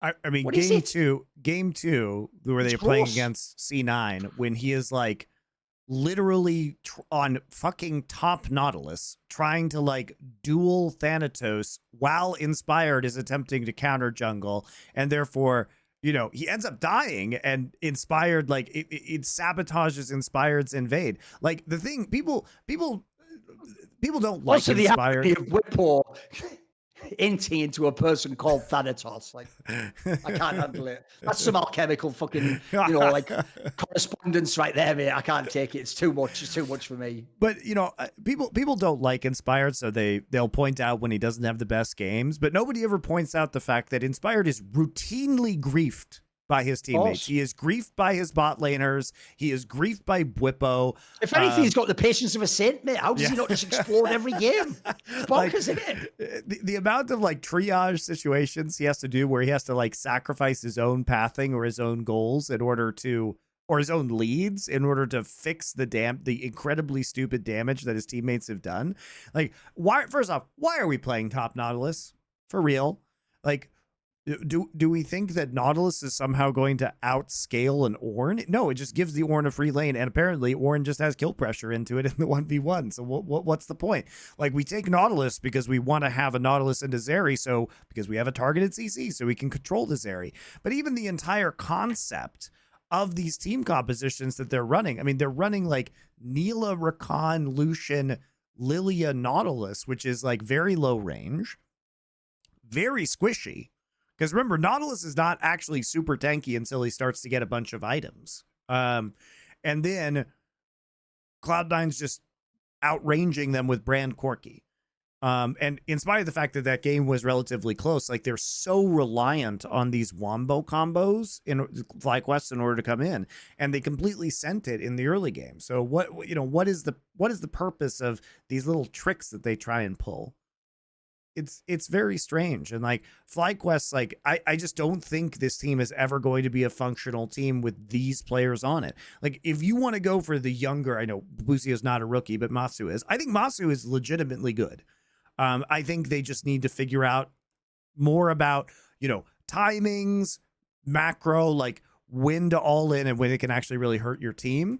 When to skill check people where it's not going to be quite so damaging. But you can't have this going on and Bwipo being the veteran in the top side just completely sending it whenever he feels like it. And the worst thing about Bwipo is, and we've seen this throughout the split, is that when he starts to make mistakes, he just makes more mistakes. It's like he can't, if he falls behind, he has to be the superhero that saves the game. And so he will overplay. He will try and make these hero plays and then end up feeding harder. Like, even though his team is trash at macro. Yeah, he's like, he has to be the main character of every single game of League of Legends, even if he needs to be carried at some points in time. Well, the joke is, he is correct. He's like, look, I'm going to be the one who decides the outcome of this game. And you know what? If you speak it into existence, Monty, it will happen. And he definitely does decide the outcome of every game FlyQuest plays. Yeah. So I don't know. Like, I don't know how this guy just needs to, this guy just needs to be reined in. And he is not, like, he doesn't know how to lose gracefully so his team can win. He has to be the star every single game. And that is very annoying. And then I have to hear him do an interview and be like, well, here's how I would critique how Inspired plays. It's like, all right, strap in. Let's go and go for it. I mean, should Bwipo have just stayed as a jungler is a real question, right? Like, what is his value at this point in time as a player? Because actually, that was something on that Sackdown episode that was quite interesting, where it was revealed that he didn't have a choice. They only offered him jungle. He had no choice to be top lane. They were bringing Adam into Fnatic anyway. He never did that out of choice. Interesting, eh? Didn't know that. And do you know the reason why he thought he could play jungle? Because he watched Selfmade play and he went, I could do that. So you know what? I'm glad he didn't stay as jungle, and here's why. Because this bozo got one split where it got to look awesome. He never got a chance to get caught out. Maybe he'd be the fucking jungler that just hints at the end of the game. Maybe he'd be the Zyra that just face checks you and just dies instantly. Who the fuck knows? Just like Nemesis, now he has a second role this fucker gets to live off. Where in 2021, he did like one split like this that was all right, and then he never had to do with it Worlds because Upset couldn't go. And he gets to dine out on that as well. He dines out on the fucking Season 8, he dines out on this one, and then he never has to acknowledge that he's played a real role called top lane. And here's the thing. I actually think at this point in time, he only got away with it even in LEC, because if you remember, they used to have Reckless basically. So his whole thing then was he could be a weird wild card. They had Nemesis and Reckless, and then his job was just like do something crazy or just draw attention. He was like you know what's ironic? You know he didn't get along with Adam and they disagreed. He was the proto Adam. He was the bozo that you let just run back in the top lane, and you just hoped that it meant the jungler came and ganked him instead of killing your fucking ADC. It sort of worked, but it doesn't now. It doesn't now, mate. It's bad now.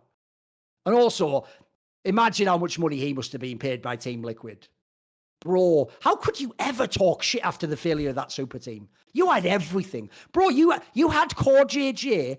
Forget even, you had Bjergsen as well, but you had core JJ. You had Hans, who everyone told me was the best ADC. You had Santorin, who I've never been rated that much, but everyone in LCS used to want him and ask him every offseason. Like, bro, how could you ever talk shit? That's the worst thing about these guys. What they'll do is this, Monty. I hate this mentality. When people like Nemesis and Whippo lose, they still think like, didn't have good enough teammates. Mate, you had good enough teammates to win. You're one of the reasons you didn't win, you idiot. Like, you're not supposed to say I have to have the best team to win. You know who can only win with the best team? Not the best players. Because here's the point. Every team doesn't have the best in every role, does it? So you know how when you play G2, they've got caps. You're supposed to be caps of top lane, if this is the analogy, and we're supposed to win through your lane. You're not supposed to just have caps and win. That's the wackest thing about how people who are pros evaluate League now. They just go, caps is a god, and if you're not on his team, you can't win. Oh, really? Can you tell that to my friend Larson? I tell you what, hit up my boy El Yoya. Tell him it's impossible to win without caps. Oh, did they not? Oh, wait. Did they not? They must have had a team better than fucking all the teams to win. Oh, no, they didn't. They just had people like Malrang. So you know what? When you complain about your jungler Nemesis, you go with Malrang and beat fucking caps. Because I tell you who did, Larson. Remember that tweet that looked so bad where it said that like, wow, Larson's going to get his like LEC title before Nemesis. How did that work out? I know it was bad for like a year or so, but how did that work out? That was glorious. He did it in Sweden on home soil. And then even better, because I'd have had to live with him not being able to do it with the same team, Fly came in and he gave me the Whippo excuse. I get to just live forever in 2022 and I don't have to acknowledge it because the team was destroyed after that. So, well, the thing about Whippo too is he took a break and then chose to be on this roster. So, you know, this was the one that the team he allegedly wanted to be on. But I agree. I mean, how many excuses do you need at this point in time for having these very, you know, allegedly very skilled rosters assembled around you? You got rid of Jensen. You got rid of Jensen, by the way. You got what you wanted, this up-and-coming Korean player, Quad. You know, maybe you don't want this bot lane because you need to be the wild card and you need to be the only one who's capable of screwing up games. But at this point in time, like, Whippo, if you seriously look at top lane right now, the best top laners, players like Keen, I say this after Keen kind of ended, you know, the series, especially the final game against KT. The amount of body work of just this split alone. We're not taking one series as the end of the world, obviously. But Keen is a guy who minimizes risk and does his job and like is very solid on a lot of these standard tanks. And Whippo is a guy who likes to take risks. And I think that consistently flipping in the top side is one of the easiest ways to lose in lane in League of Legends because the lane snowballs so very hard. And, you know, it's just not a great way to play. And I think you're seeing the effects of that with how Whippo plays right now. This meta is not good for that. Dude, I'm just rewatching part of the game now. It's that bit in game 2 where, for real, if the rest of his teammates had done a better job, C9 almost wins a fight where they're losing it, where nobody on FlyQuest is doing anything. And Berserker's just sat on the outside of Zeri, just fucking pot-shotting people, pot-shotting people. It's actually bonkers how bad NA teams are. It's why I say, I'm not even going to... You'll never hear me say it, Monty. You'll never hear me say the words, Team Liquid are the best Western team, because they're not playing anyone. They're not playing anyone. Now, it's true, at EWC, they were pretty good. They were not bad at MSI. That's true. Maybe on that angle, you could say they're the best. But even then, G2 was better than MSI. Yeah, maybe not at EWC. So I still think I have to see them play. I want to see them actually play against each other. Because the problem is G2 gets to look bad. They're playing Fnatic, mate. You know what I mean? That's like, true, they lost to Mad Lions. But you know what? Tell you what, let me see Mad Lions against Team Liquid. Let me see that game. Let me see what Genius Spawn does when he has a draft nobody could ever prepare for, with like triple flexes and shit going to top lane. He doesn't play against that, bro. He doesn't play against that. He's never ever played against that. So I need he to plays see against FlyQuest, where Whippo plays minorly weird shit top lane and then inside. Bro, here's the thing about you, Whippo. I think you're so dumb in the game that I've never even thought of accusing you of match fixing. That's like a sort of a compliment, but a diss as well. I don't think you even would match fix. You know, I think you're just honorably stupid. Well, also, I mean, we still have him like taking Scion in the top side, which, you know, nobody else is doing over the past couple of weeks. Like, I don't know, man. It just, FlyQuest just feels very weird at the moment. And Cloud9, I mean, Cloud9 played a bit of a grinder against FlyQuest. Probably, again, should have won faster. Thanatos looked better in this series. Cloud9's team fighting is good. It's just the question of when they take some of these team fights. That's a little bit weird. So I don't read too much into the FlyQuest C9 match this week, though. We'll see how it pans out actually in playoffs. I mean, that second game was criminal. Like how they didn't close that one out, man. That is actually mental. Yeah, especially That's because mental. it's not everything. Yeah, it's not like FlyQuest was actually hitting Neela ults or anything like that. They were actually whiffing a lot of their Neela ults. You know, they weren't even hitting the combo they were supposed to hit. And there were pretty substantial, I would say, advantages. So Cloud9 continues to disappoint relative to the skill of their roster. Holy shit. I just got to that moment as well. 37 minutes in, C9 is just all in that top mid brush, and they allow themselves to be completely pincered in that. By the way, C9, the fact you won that game depresses me for the LCS, because you're supposed to lose that completely and learn your lesson, but you won that game, so you're going to think that's fine. You're going to go to Worlds and do that. C9 is a team that will get massacred internationally. Their strengths just don't come. They don't. TL at least has very tangible macro strengths, very tangible, you know, even individual skill strengths, I would say, at this point in time. They have some like very veteran players who have done things internationally previously. The thing about Cloud9 is like, what are they good at? Mechanics, like team fighting. That all the Asian teams are better than you at these. It's just pushing buttons. Yeah, it's all like Team Liquid. At least you can see they literally outplayed T1 in lane swaps. Like that's a thing that happened that we saw with our eyes. They fucking dumpstered Fnatic twice. You know, so Team Liquid definitely, I think, a very good team right now. But Cloud9, I do not expect to do anything internationally. And as for Thorin, who the third team that could possibly go to Worlds is, it is going to be fucking depressing, because maybe it's FlyQuest. FlyQuest will get absolutely slammed like BDS did last year. NRG is terrible. Dignitas is terrible. 100 Thieves is the most terrible. Any of these teams is going to be really bad. It's going to be very miserable to watch. I'm riding with Dignitas. I'm going all the way. The veterans. I'm riding with the veterans. At least they were good ones. Some of these motherfuckers were never good. I've got people who once were good and hope they roll it back. We have some really stanky matchups this week in LCS. Dig versus 100 Thieves and FlyQuest versus Energy. Oh my God, those matches suck. That will... Also, by the way, even though I can't know how he does it in the modern day, the one thing I don't get is, why is Olleh on Immortals? That could be a shot calling type player there, surely. Isn't that the sort of player who has the mind for the game? You know what I mean? Why isn't he on a better team? Why isn't he on FlyQuest? You know what I mean? I don't get it. I think man, look, man, he's a grinder. He's hit like top of Korean people solo don't queue. know. Every time he goes to Korea, Monty, he goes to the top of solo queue. Yeah, he's been like number one on Korean solo queue multiple times. The guy obviously is fucking good at the game. Even when he did the army and came back. Yes. He's also a support player, which makes it even harder to do that. So I have no idea. He also is extremely fluent in English, very likable guy. Like, I don't know. He deserves better. I mean, maybe he'll go back to LCK and play. I think he absolutely could play on an LCK roster. There's no reason why. I mean, he's better than a lot of the supports probably within LCK. What he told me will also depress you. Do you know why he can't go to the LCK?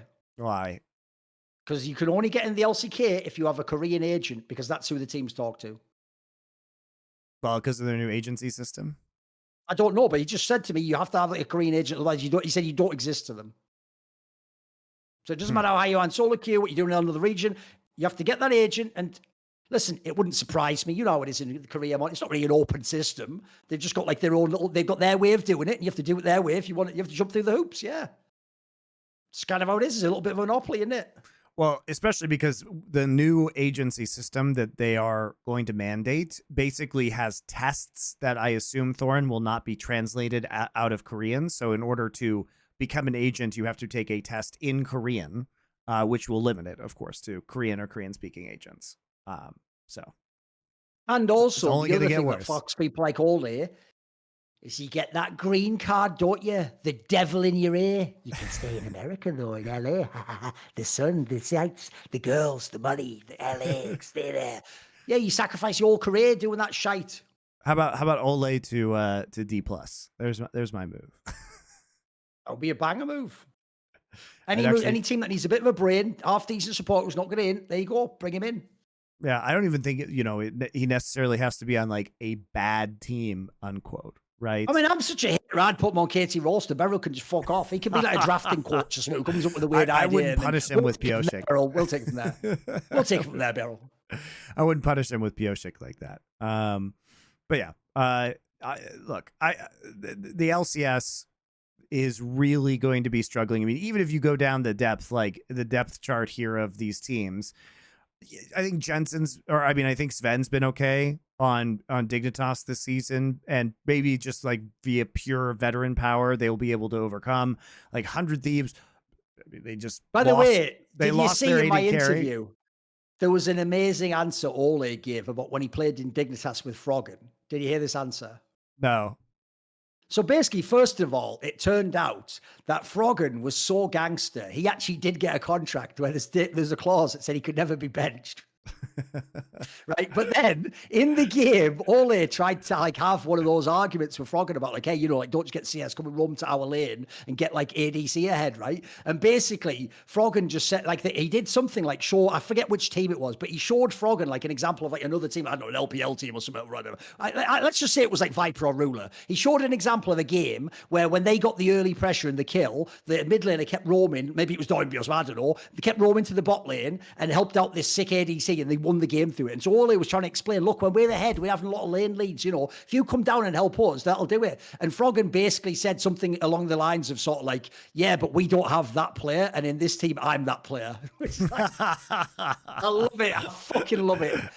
Straight fire. I didn't even prompt him to say that. He just told all his own accord, so it was beautiful. I love it. And I love the idea of the no bench clause. That's gangster as fuck. I love that shit.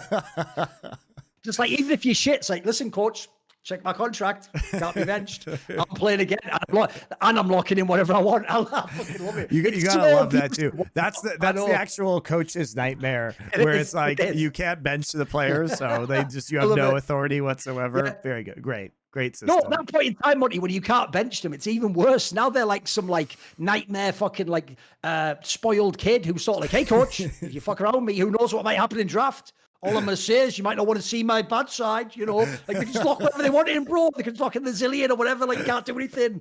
That's actually nightmare fuel if you're a coach. It's true. Maybe that's what Jensen got, and that's why he continues to lock in Zillion in the year 2024. It's outrageous. But anyway, the rest of the team, what do you say about the rest of these playoff teams? Like 100 Thieves, apparently their AD carry couldn't survive actually playing a full split of LCS, so they had to go get Tomo. I mean, I don't know if I could have survived a whole split of playing with Ayla. That guy is deficient in every skill that you could be deficient in as a professional player. Sniper still got his weird picks, but he draws bans and can't play with the rest of his team. Quid is a fraudulent MVP. 100 Thieves is probably going to get bounced in the first round here by Dignitas. Actually did sort of fall off a bit. He's just not as good as he was. I mean, last year. 100 Thieves, I think will lose to NRG too in the lower bracket. Like, I think this team is incredibly bad, and even as bad as 100 Thieves or as NRG is, at least they have a team of veteran players that is used something to funny. The crunch time here. I'm not even going to do you know what? You are actually lucky that it is 2024 100 Thieves, because if this was Thorin, even up to about maybe 2017, I would unleash a fucking righteous fury in this segment against 100 Thieves. Because one thing I saw on Twitter, because nowadays we all use the For You page, don't we? And it gives us people we don't even follow, just things that are relevant to what we're interested in as things to engage with and to draw the attention. I saw that fucking Golden Glue's mom uses Twitter, and if anyone ever suggests 100 Thieves isn't good, she's like the person who's sort of like, when they win against the bad team, like Immortals, or she's like, so people were trash talking 100 Thieves, and it's like you know what? You're so lucky. I'm in the period where I'm a little bit more mature. I understand that's someone's mother. I don't want to be disrespectful like that. You know, they haven't attacked me personally. I can let bygones be by. I can let sleeping dogs lie in this particular analogy. But I tell you what, the old Thorin, mate, I'd have just come straight head first into this motherfucker. I'd just be right in there, like, because that's the coach of that team, guys. Just because you loved it, it's a cool guy. He's in the gym. Can you actually like lift this team up and make them win games? What are we doing? Who picked this team? Also, I'm so bored. Here's the one thing I will say. There's a lot of coaches I have respect for in league. Please stop doing that thing where a player you worked with in an academy level or as a sub, but you would never put as a starter, gets the chance to come in at the end of the split when they do that stupid roster move when the team's broken. And you do those tweets like, oh, I'm so glad he's getting his chance. He's really good. And you're all going to, if you all support him, he's going to be really excellent. And they all fail on their arse, go back down, and we all play the same little fucking record 2 years from now when they come back. It could be Tomo, could be Tomio, could be Tony to Tiger. Fuck, it could be anyone. They're all shit. They're all shit to a man. There's about 2 players have ever been promoted in like 4 years that were any good. And the joke is they were like Parla Fox and contracts and were already in the bottom of the league. So they already had their chance. So there's no talent. This thing of like, you're not using NA talent. What NA talent? What talent? Don't say it. Here's how you know there's no NA talent, Monty. You wouldn't say you're not using NA talent. You'd say you're not using Tomo. You'd say it like, you'd say the name, wouldn't you? But it's like that famous thing, you know, when people would always say the same thing. They'd be like, where are all the women on the broadcast? You know, you'd have said the name of the woman. You'd have said Shocks if she wasn't on the broadcast. You'd have said Law. You just go, why aren't there women? Which means you don't know who's in the league. You don't know who follows the game. So 100 Thieves is just a criminally bad team, mate. Their name is appropriate. Except they're just, you know what? They're not 100 Thieves, though. They're 7 Thieves. They're 5 Thieves who play the game and 2 Thieves who coach. Oh, no, 8 Thieves. You got the GM as well. You got the GM as well. I mean, I think 100 Thieves is probably going to be out after this split. Like, you know, if it, you know, when the stipends start drying up or start going down, let's just keep letting more teams leave, whittle it down, and at the end we'll just have like 4 teams, and we'll just play like skip the season. We'll just play playoffs immediately. We'll just start 14 GSL group. We'll just send them over to Europe, and we'll get rid of the bottom European teams, and then we'll just have one Western League, and maybe it'll actually be high quality at that point in time. I'm down for this experiment. I don't need to watch any more, you know, giant X Games. I don't need to watch that. I'd much rather see Team Liquid go to Europe. So fuck it. I mean, we live in a world, right, where Ayla can be on all these top teams, but Olleh can't. What are we doing at this point in time? You know what I mean? By the way, Ayla, go to Korea in a boot camp. Show me how high you can get on Korean solo queue. Let me see it. Let me see it. Show me it. Show me it, bro. Show me it. I don't believe. I'm an Ayla denier. I don't think you can get Masters. I don't believe it. That's my theory. Maybe you get Master. You couldn't get Grandmaster. I'm just going to say it as well. You know what? This is one thing that Dom tried calling people out for years ago, but I think he actually whiffed a little bit because they actually did hire some good people. I'm just going to say it. Ayla, you have all these gigs because nepotism and other Australian people hire you. Go look at the teams you've been in. Australian people hire you and are on the team and you get to be in the team as well. Who are you? Someone's fucking cousin or something? Are you like a billionaire's cousin? What are you doing? You're not. This reminds me of that vibe where like a dictator in the Middle East makes his son play and no one can say anything because they don't want to be executed or flogged after the game. And you have to just pretend you're good and that yeah, this is totally fine. The Emperor definitely has clothes. Ayla is a good player and I enjoyed playing with it. This is garbage, mate. This is garbage. How is this guy had a career this long? That's the thing I don't get. It's the length. Bro, the length of his career doesn't even make sense. He's been on FlyQuest, Evil Geniuses, 100 Thieves. How? He's 24 years old. New teams keep I got to do that for once. I got to be the guy. He's 24 years old. 24-year-old man. 24-year-old man playing like this. I got to do it for once. Exactly. Even the clown got to laugh. Brilliant. And his name is fucking Bill Nguyen. Yeah, when? Because that's what you say in your team. You're not worried about winning the league. You're like, my Bill, when? When do you pay that fucking salary? Because that's all I'm here for, is to steal that motherfucking check home with you. I tell you what, the greatest trick Ayla ever pulled was making people believe he existed as a support player. Fucking insane, man. And his contract expires at the end of next year, No, his contract will expire when 100 Thieves liquidates their spot and they sell it back to Riot. That's what's going to happen. That's gonna. I mean, look. The joke is that even Nadeshot has bailed on 100 Thieves. He literally, after all. By the way, Thorin, after all of the hoopla of Nadeshot being like, "Look at our cool Los Angeles 100 Thieves compound, and we're LA, baby." Meanwhile, it's just like literally in like a industrial park, you know, sort of outside of Culver City on Jefferson, which is just a wasteland of a road. Like it's not in a cool part of LA, guys, at all. In spite of all of that, did you see recently? He's just like, I'm moving to Texas. Goodbye. It's like, really? I thought you were building this huge brand with 100 Thieves. I thought the 100 Thieves compound was like so fucking important. No, you're just gone. Oh, okay. Well, cool.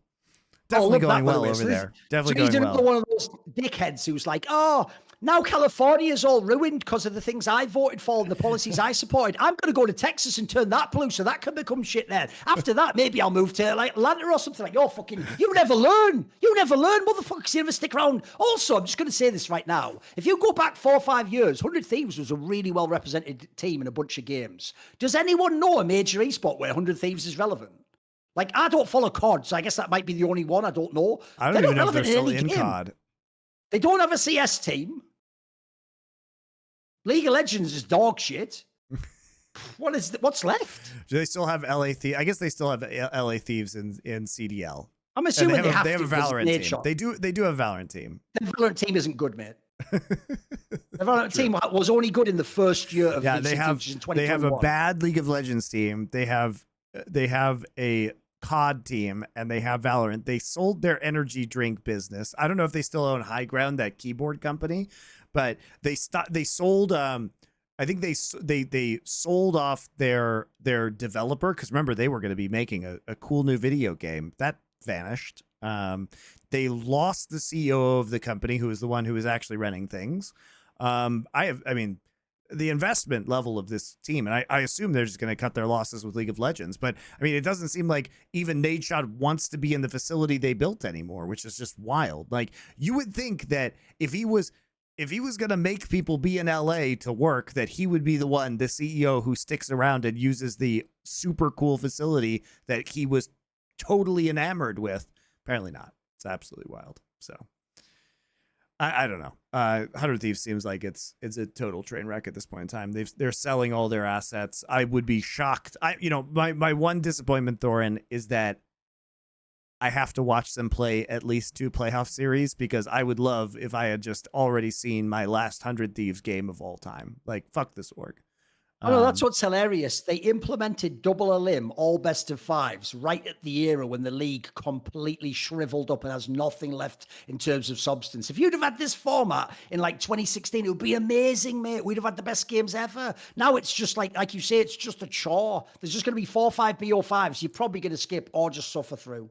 Yeah, and look, I think if I had to pick, I don't think that NRG is going to cash out. Like, they need to get rid of 2 teams. I think those teams will be Immortals and 100 Thieves, because look, I don't hate Immortals, because Immortals never pretended. They never tried to hype me up. Like, we know what Immortals was. It was a naked attempt to, run at minimum, because Riot has a bad business model, and there wasn't a tangible difference between being 10th place and 4th place in LCS. So why spend money? Like, people blame Immortals, but blame Riot for making this really shit business partnership that didn't incentivize teams to do well. And I don't think it's smart business to spend a huge amount on rosters that were not going to be competitive to go to Worlds, which is the only way you could really increase your sponsorship money.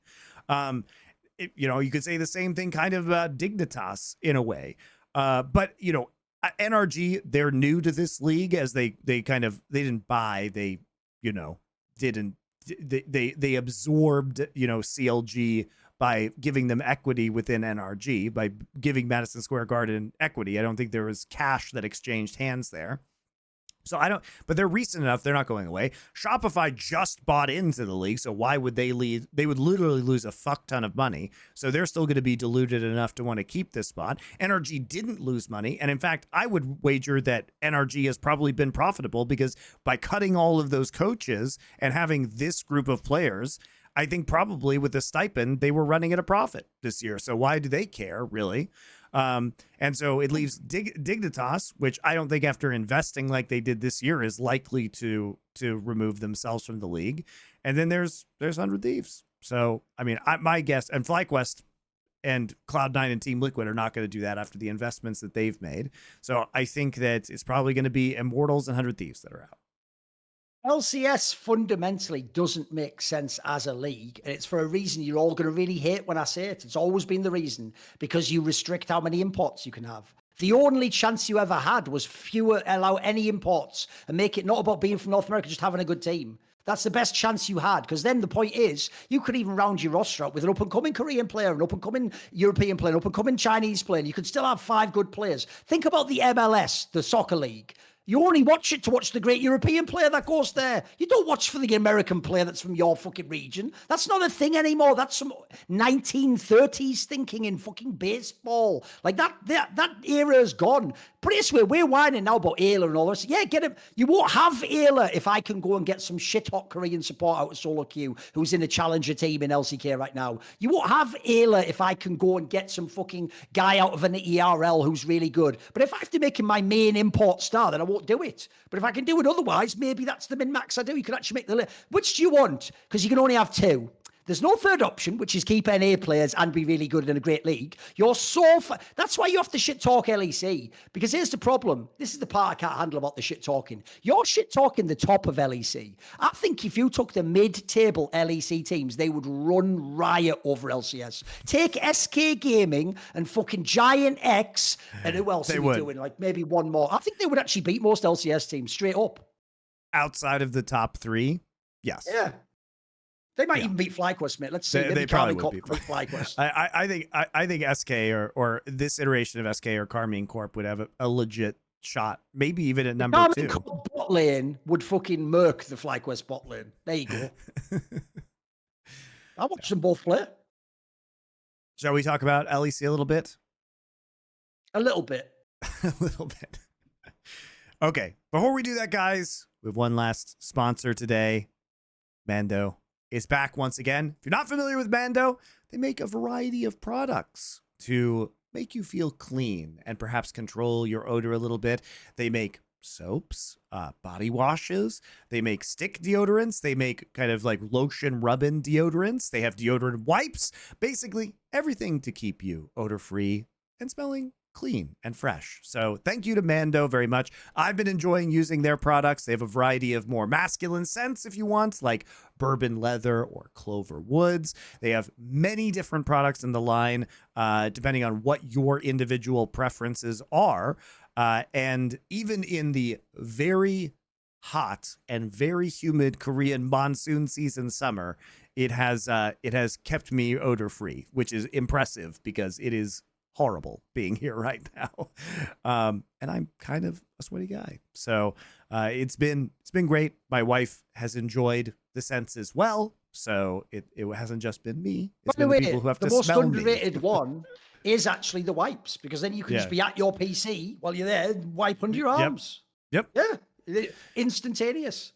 And also, you can get a starter pack and try a variety of their products and see if you like them. So it's great for new customers. So it comes with a solid stick deodorant, cream tube deodorant, which I've actually surprisingly enjoyed. I've never used like the cream tube deodorant before, but I've actually found it, for me at least, has been even more effective than the stick deodorants. Basically, you know, get out of the shower, dry off, and then rub it in like a lotion, and it's been great. And then you get 2 free products of your choice, like a mini body wash, deodorant wipes, and free shipping. And we have a discount code to help you get hooked. And that is $5 off a starter pack with our exclusive code, as well as free shipping, obviously. That equates to over 40% off your starter pack using code SUMMONING at shopmando.com. That's SHOPMANDO.com. So if you guys have been looking to mix it up a little bit in terms of soap, deodorant, give Mando a try. Just give the starter pack a try. Grab a bunch of their products. The deodorant wipes are also very handy if you're outdoors for an extended period of time. If you're camping or anything like that, very nice to have that around there when you may not have the best access, you know, to a shower or anything else. So definitely good stuff. I've been enjoying it. Head on over to Mando. Check it out. All right, let's talk about LEC, Thorin. This may not have been a banner week for LEC. BDS looked miserable. G2 very surprisingly lost in a kind of bizarre but somewhat entertaining series to MDK, who decided to return to form and actually play Mirrorwin with some unexpected picks and have some interesting flexes. Like, I like the way they came into this split, but G2 bit odd to see them continue this downturn. Now, they're already qualified for Worlds, so maybe they don't care about this, but they are qualified currently as the 3rd seed, so they definitely could, work on improving that performance if they wanted to maybe do a little bit better at Worlds. Here's the obvious first angle, right? Are you ready, Monty? We're in draft. The music's playing, timer's on. You see, Yep. I'm actually hovering and I lock in Zeri. Where's that going? Yep. I mean, mid or AD, right? Oh, no, it's going top. So Yep. then after the next game, I lock in Smolder. Mid or AD, no, top. Then I lock in Nidalee. Jungle, right? No, top. How could anyone prepare for this, Monty? No one could. Yeah. It's actually genius, the cheese. It's genius. But I think there's more to this, too, because it is strange that Caps in this meta is playing a full best of 5 and not playing any AD carries himself. Doesn't even try to get the Zeri mate. There was one game, it wasn't even bad. He didn't even pick it. Didn't even try. Yeah, and we saw the Lucian bans, which definitely is something that Caps has been playing, but even when Lucian was unbanned, they were not selecting this champion. And they were very concerned about the Morgana picks, which were coming in because Yike was picking the Vi very early on in these drafts, and that has been Europe and also occasionally Peanut's answer to the Vi. But Europe plays this as a counter pick more than anybody else. But then we're trying to do a lot of these like high engage compositions. Like, we're back to playing Annie in the mid lane.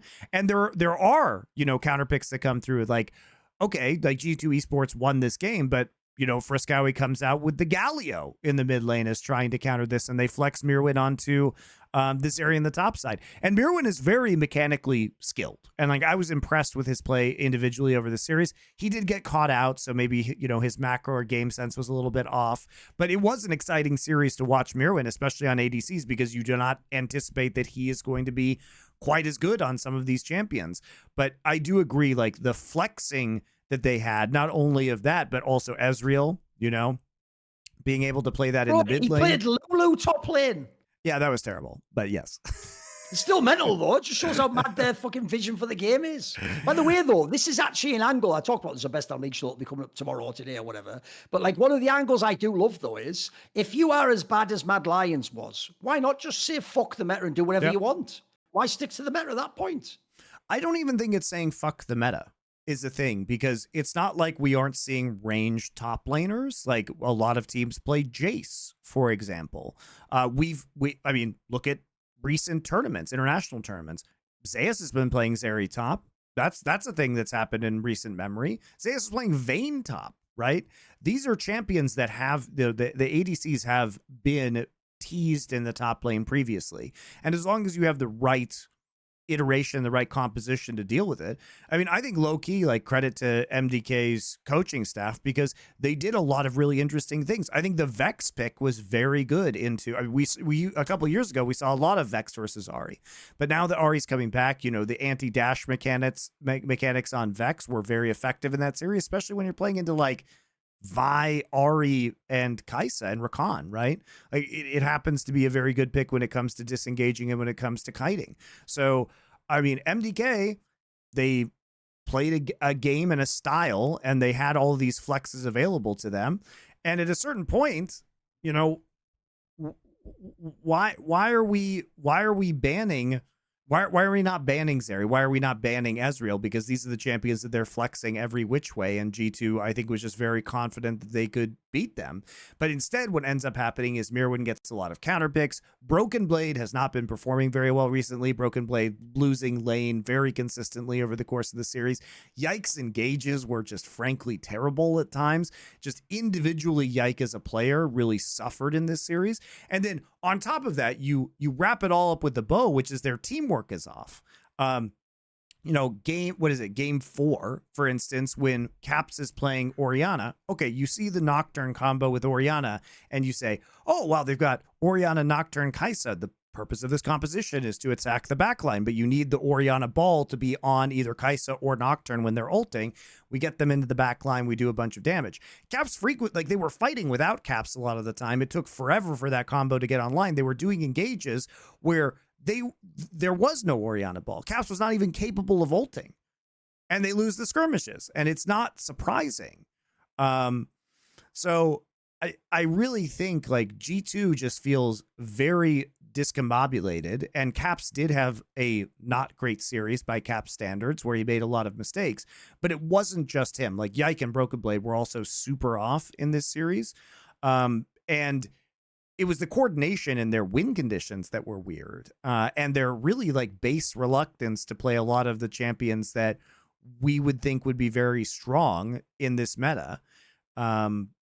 And then feeling like they have to ban Morgana, which then just prompts Mad Lions Koi to early pick Vi, and then they don't have the European Morgana answer in response. So they try to counter it with Nocturne, which is just, I mean, I think it could have been okay, especially into Smolder, but they played it very badly and found themselves in a big early deficit. And also, it's just like, to go on top of this, the itemization. Who is supposed to do damage in this composition? Orianna built Seraph's Embrace into Zhonya's. Yike on Nocturne built Stridebreaker into Hexplate. Like, so I guess Han Sama has to do all of the damage on this team, and when you're playing from behind, that's just impossible. So it was just very bizarre across the board from G2. But like you say, credit to MDK, like these drafts were weird and they used the weirdness to their advantage, and they seemed to have weird answers to G2's compositions that then drew bans, and then they were able to get a lot of these power picks in response. And also, G2's just lost that feel for when to fight, mate. They just sort of indiscriminately take fights. Yeah, I mean, to be fair, bad. you go back and watch against Fnatic, they were doing similar things. They were doing weird fights then. The difference is they got away with it. They killed them. They used their hands. In this game, this is the problem as well. It wasn't just G2's a bit like, actually, some of these players had nightmare series. Like, yeah, Yike did fuck all, mate. Broken Blade just looked bad. And then he also just sent it on an Aurelia in game 5. The fuck is that? That's some whippo shit, mate. I mean, but it's not even just like that. I mean, they're taking fights where they're not even grouped, right? These are just mistakes that we don't typically see from G2. That's what's weird about their current state, is that they feel as though they're communicating very badly and that they're just randomly engaging, right? And they're engaging when they don't even have their team there. So it's just very, very weird. But I think MDK did play a much better series than we had seen previously. And a lot of that, too, was because if you remember when MDK was very successful when they first started this roster this year, it was because they were really just playing around Elyoya. And they would not fight and they would not engage and when Elyoya wasn't there. It was like all the action is around Elyoya all the time. He is the tip of the spear. When he goes in, this is where we fight. And it was kind of a return to that in this series, where Elyoya was the guy, where we didn't see a bunch of stupid fights happening when Elyoya wasn't around. And instead, it was just like very disciplined play around Elyoya. And that's where they thrived originally. So I enjoyed seeing that. BDS, on the other hand. Yeah, no, I thought you would be having a parade over BDS because Nuke but I already did it on the other shows. Nuke was fucking terrible. Both the solo runners were garbage, mate. Yeah, Nuke just played badly bad. Because bizarrely, he actually tried to do the opposite of what he normally does. He didn't play safe. He didn't play conservative. He actually went for fucking kills and dives, and he blew it. And then Adam is actually just a pure clown at this point in time, mate. That guy started the year so well. He's terrible now. This is what's sad. You know what we said about FlyQuest, mate? This team might go to Worlds. BDS might go to Worlds. Who the fuck wouldn't beat BDS at Worlds? Almost everyone. Ironically, I think there's going to be 4 LPL, 4 LCK, Team Liquid. Bro, that's 9 teams right there. Maybe they can even lose to a PCS team. Like, this team's fucking bad. Yeah. So bad in every series. I can't believe how much like the wheels have come off this team. Like even Nuke himself. I mean, if he's having these performances in playoff games domestically, he will be absolutely dismantled by Asian mid laners. Like you cannot play like this. And Adam, when he has this big advantage potentially on Camille, the thing is like, sure, he gets a lot of kills in the Camille game, and you think, ooh, well, maybe he can side lane, but he's like down a level or two to the Cassante because he's teleporting into the bot lane and losing a lot of these minion waves, and BDS isn't really doing a great job of assigning lanes. So he's, even though he is up minorly, like 700, 800 gold, after some of these kills, and he's, he looks like the one he's going to carry the game, like he's just behind an XP, so he never really has that opportunity to take over and dictate the pace of the game in a side lane. I've got some info for you. Oh, yeah? Exclusive, behind the scenes, sourced information.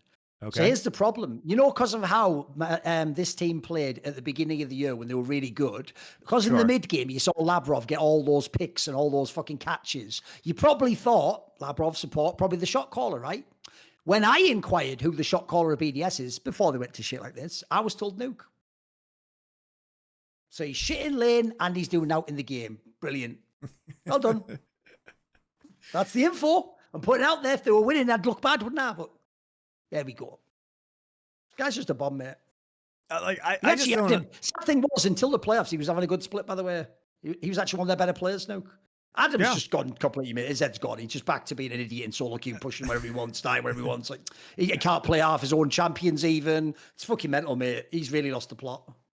I just don't understand. Like, okay, well, maybe BDS is just a budget roster with like good coaching who can kind of min-max these players. But what is the upside of spending another year with Nuke? Like, I would love to know what the upside of this is, because like I would rather just take a flyer on almost anybody else at this point in time, because this guy is just never going to be good enough ever to do anything, to win a title domestically or to do anything internationally.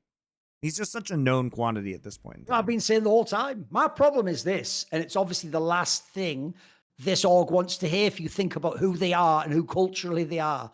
The only players I'm definitely keeping is the bot lane. Neither of them are from France or Belgium. You shit all luck, aren't you? One's a fucking Korean who never speaks, and the other one's Labrov from Greece. Like, they're the only players that are legit on that team. Those players are good, by the way. Like they're not, I haven't had the best split, but they're good players. Like, you could do something with those players, but no. This is one of the reasons I keep saying that the league is so whack. Is because you're in a scenario, right? If you have a look at the LEC right now, I'll give you a couple of examples. I'll just use rosters that exist in the LEC. So right now, you have Nuke playing on BDS, where, as you said, there's no knockout power. He's never going to, put it this way, he's not going to beat Caps and Humanoid, never mind the kind of mids coming from LCK and LPL. So then you think to yourself, oh, well, that's okay. Maybe there's just no other good mids in the league.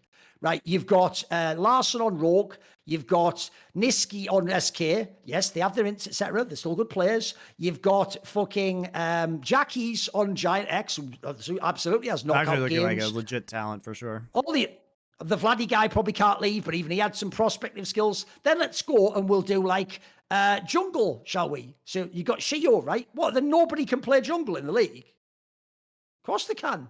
You could bring in the ERL player that could probably do better than that. So I don't get it, mate. I just don't get it. Again, same with top lane. Mate, Irrelevance in the league, Photons in the league, fucking, so many. I think the same thing about Fnatic, by the way. When I watch Fnatic, I just think to myself, if I replace Noah tomorrow, doesn't this team just get way better? Like, if I can bring in Upset, if I could bring in, you know what, even though he wouldn't leave, I think Super's probably better than Noah. I think Super knows how to play with a lead better than Noah does. I'm not even a Super fan. He's better than Noah, I'll tell you that. Rahil's better than him. There's a bunch of Ice is better. Oh, he's already in the team, but he's in BDS and he already saw. Kazi's way better than him. Way better than him. Put Kazi on for Nike.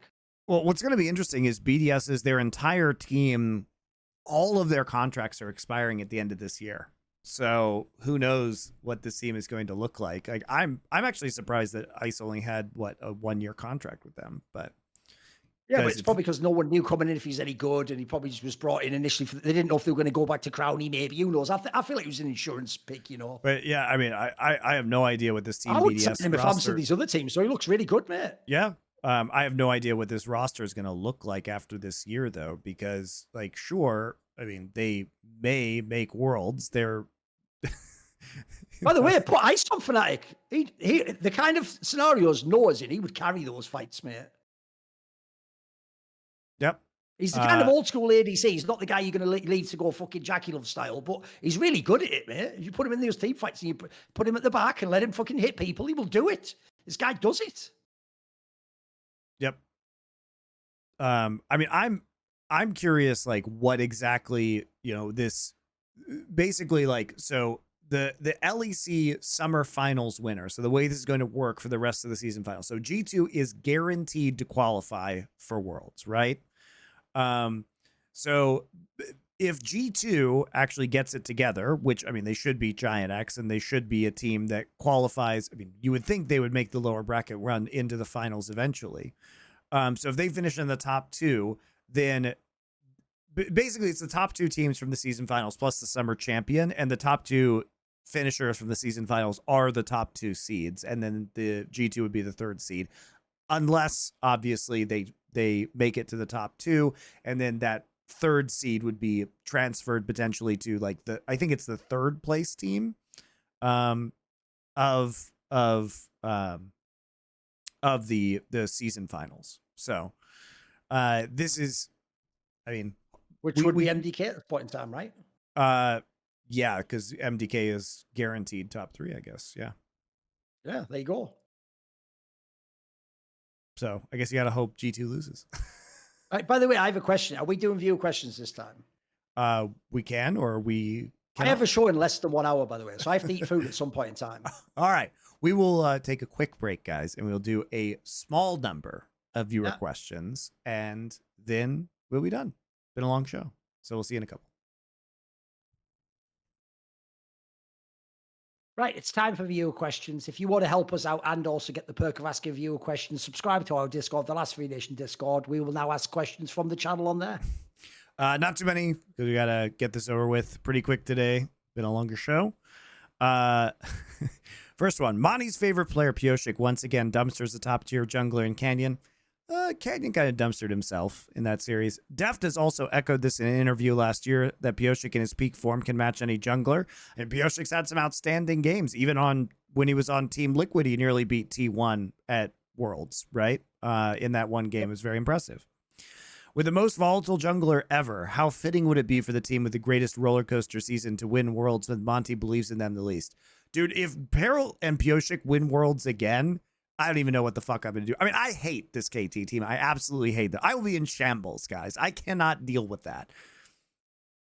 I don't know, man. I mean, that is here's the thing. Outrageous. Technically, if it happens, we probably have to acknowledge they know something more about League than we do. Like, conceptually, they must be geniuses. You know what I mean?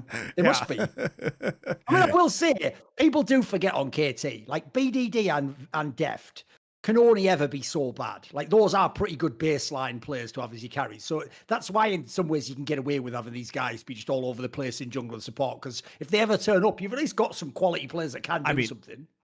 Even though, I mean, thinking about Perfect winning Worlds as a rookie top laner with the top laners that are going to be present at the World Championship is kind of hard to believe, even if the rest of his team is performing well. And I do think Perfect has done very well individually, but I will be in shambles.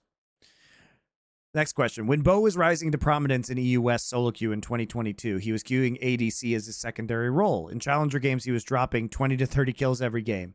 In this week's Sackdown upset, expressed his opinion that Bo's biggest weakness was his over-indexing into team fighting and mechanics. The best moments from Bo in the LEC have always been team fights where he squeezed more damage out of his jungle carry champions than most other junglers could. Do you think Bo would find more success in the LEC if he role swapped to AD carry? I mean, maybe. I think the complaints about Bo have been mostly that he seems uninterested in learning macro, which is pretty bad from a jungler, right? I mean, this is also, this guy's saying it like he's had a eureka moment. It's probably the take everyone's given for a year now. I think Targama said it in an interview, upsets him, but everyone has. So just because he's so sick in the off role, that everyone just says do it, but who knows if that would be better, right? You still have to have a good support with you. You probably still have to be on a good team. All right. Architect of Korean esports base, Joe Marsh. Fuck, marry, kill. We're not endorsing killing people. Slasher, Destiny, Jacob Wolf. I banish them all to the Phantom Zone. Easy. Like, marry Jacob Wolf instantly. Probably have to fuck Slasher and kill Destiny, right? There you go.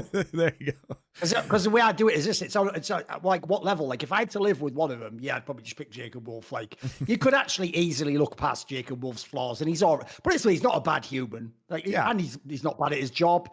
Slasher's just annoying, so just fuck him, obviously. And then you can get laid. And then Destiny, I just literally one of us would not be able to be alive if I had to be around him. So rather him than me, right? Thoughts on LCS LEC going to an MLB style schedule instead of one best of 3 on one day a week? They could play 3 BO1s over 3 days. I think it'd be interesting to see how teams adapt day to day. Yeah, but then you'd have to play all 3 of the BO1s. I see what he's saying. Isn't that the original format?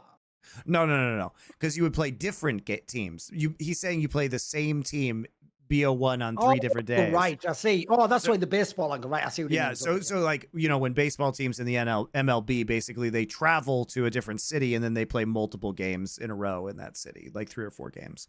The problem is that you would have to play all 3 games of that best of 3. I mean, it could be interesting. I don't hate it, but I don't see why we do that instead of just playing best of 3s. I mean, there's so many other interesting formats we could do. Do you know what we didn't talk about? I'm one of the only people who likes the LEC format, although even I don't like I like the LEC format. Here's what no one talks about, considering I like it. They said that there was record viewership in LEC this year. Yep. What more do you want? That's called the golden goose. You don't kill the golden goose. Keep it going. Look, I think people complain about the format, but, most of the format is actually good because it kicks out the shit teams. I like pretty that. That's fast. what they complain about, though. That's what's hilarious. They complain about that part. Well, I'm sure the Carmine Corp fans were complaining about the that. real problem is this. There's an obvious solution. We said it before, like an EU Masters thing. Just give them a secondary tournament to play in once they're kicked out. Yeah. Problem solved. Yep. I do think, I agree, though, it's fortunate to have half the year off. That's silly, yeah. But the season finals after the summer playoffs are what suck, not most of the format. Most of the format's fine. First time asking a question, but I've loved and appreciated your guys' work over the years. I'm currently taking an undergraduate degree in actuarial science at university. Do either of you know what that is? No. It seems like everyone I talk to has never heard at it, but I enjoy it quite a lot. Are there any other niche fields of study you are passionate/interested in? Well, yeah, like my entire academic career was weird mythology and Jungian psychology and oral tradition storytelling and dead religions like Gnosticism. So yes, a lot of them. A lot of them. I don't know. I mean, in one of the weird subjects I've sometimes been interested in, I've read quite a few books, is things like semiotics and things to do with language and how you think. Yeah, I studied that too. That's a bit out there. That's about as much as I do. I've nothing else beyond that. I like history and stuff, but I would never really do academically. Oh, actuarial science is the discipline that applies mathematical and statistical methods to assess risk in insurance and finance. Oh, well, I mean, that's a very applicable skill. You just work in finance. It's not that weird. It seems like a very necessary job, in fact. Probably a very high-paid one as well. That's my practical job. Yeah. Yeah.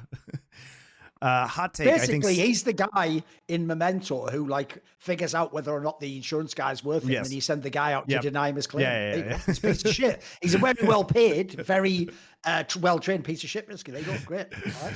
Make the world worse. Nice. I think C9 should consider moving on from Blabber. He's run his course and seems to have too much to say in roster building / team style, which has worked against his performance. Hire a few more coaches and rebuild around JoJo. Whatever jungler he wants would be best. How do you feel about the C9 mid jungle being Razork inspired / Bo with JoJo? Well, Bo probably not, but Razork inspired. I've got the fix for you. Oh, yeah? Do you want the fix? Monty, when things go wrong, you look back, harken back to an age when things made sense. Bring in Niski. Problem solved. Because seriously, he needs someone to control his brain. He needs someone to control his brain, mate. Seriously. His hands are good, but he needs someone to control his brain. Also, you could harken back to the JoJo inspired days. You just reunite the band. Why not? They're both good. They're both parents at work. Yeah, I agree. So either way, though, I'm not a big fan of the JoJo Blabber combination. Just doesn't seem to be that great. Oh, no, it's metal, mate. The thing you can't ignore, though, is Blabber individually and mechanically is still a good player. So that's the problem, is you really have to figure out how you're going to upgrade your roster, which is difficult by getting rid of Blabber. Yeah, but it's why I was always surprised. Like, for example, the guy, look, he plays jungle, so I have to give him some level of credence. But I was always amazed how high Dom is on Blabber, because I was always like, Yeah, I bro, don't get that either. if anything, doesn't he have the double F factor where he just keeps getting himself into situations that he sometimes get out with his hands? It's like the good player doesn't get in that situation, though. You know what I mean? Well, bad news. Blabber is contracted through the end of 2026, and JoJo's contracted through the end of 2025. So you're stuck with them. That's not going to happen. Since the episode is in a time crunch, I'll ask a short question. Oh, wait. Oh, what the heck? This is asked like a long time ago. I'll ask you a short question. What would you guys do? You're a wizard. You can see the future. What would you guys do first for Elephant if Elephant got $1 million untaxed dollars? Well, as an investment, it would be untaxed if it was an investment, guys. Like they don't tax investments. So Also, we would have had more than that, believe it or not. yeah, It was more than that, yeah. What would we do? Probably pay ourselves more first. It'd be nice to have a salary, really, wouldn't it, Monty? But I think, I mean, we would probably try and. What would we do? We'd probably do some more like documentary style projects, some Go of this kind of stuff. And do a live event for Worlds, all that. Yeah, start doing more live events. Pay other people like Nightmare and Yamato and all the people who work with us. There's another thing, all the hosts and guests and stuff. Yeah. I mean, people can do with that money. Like, to be clear, people are getting paid right now. It's just like it's not a flat amount like we would prefer. It's based on our advertising. Pay them a living wage still, right? Yeah. So I think we could do a lot, expand into other games, probably do more stuff in terms of general video gaming and culture content as well. There'd be a lot of stuff we would do. What would be the most useless superpower in the eyes of many that you have a unique angle on to make it work?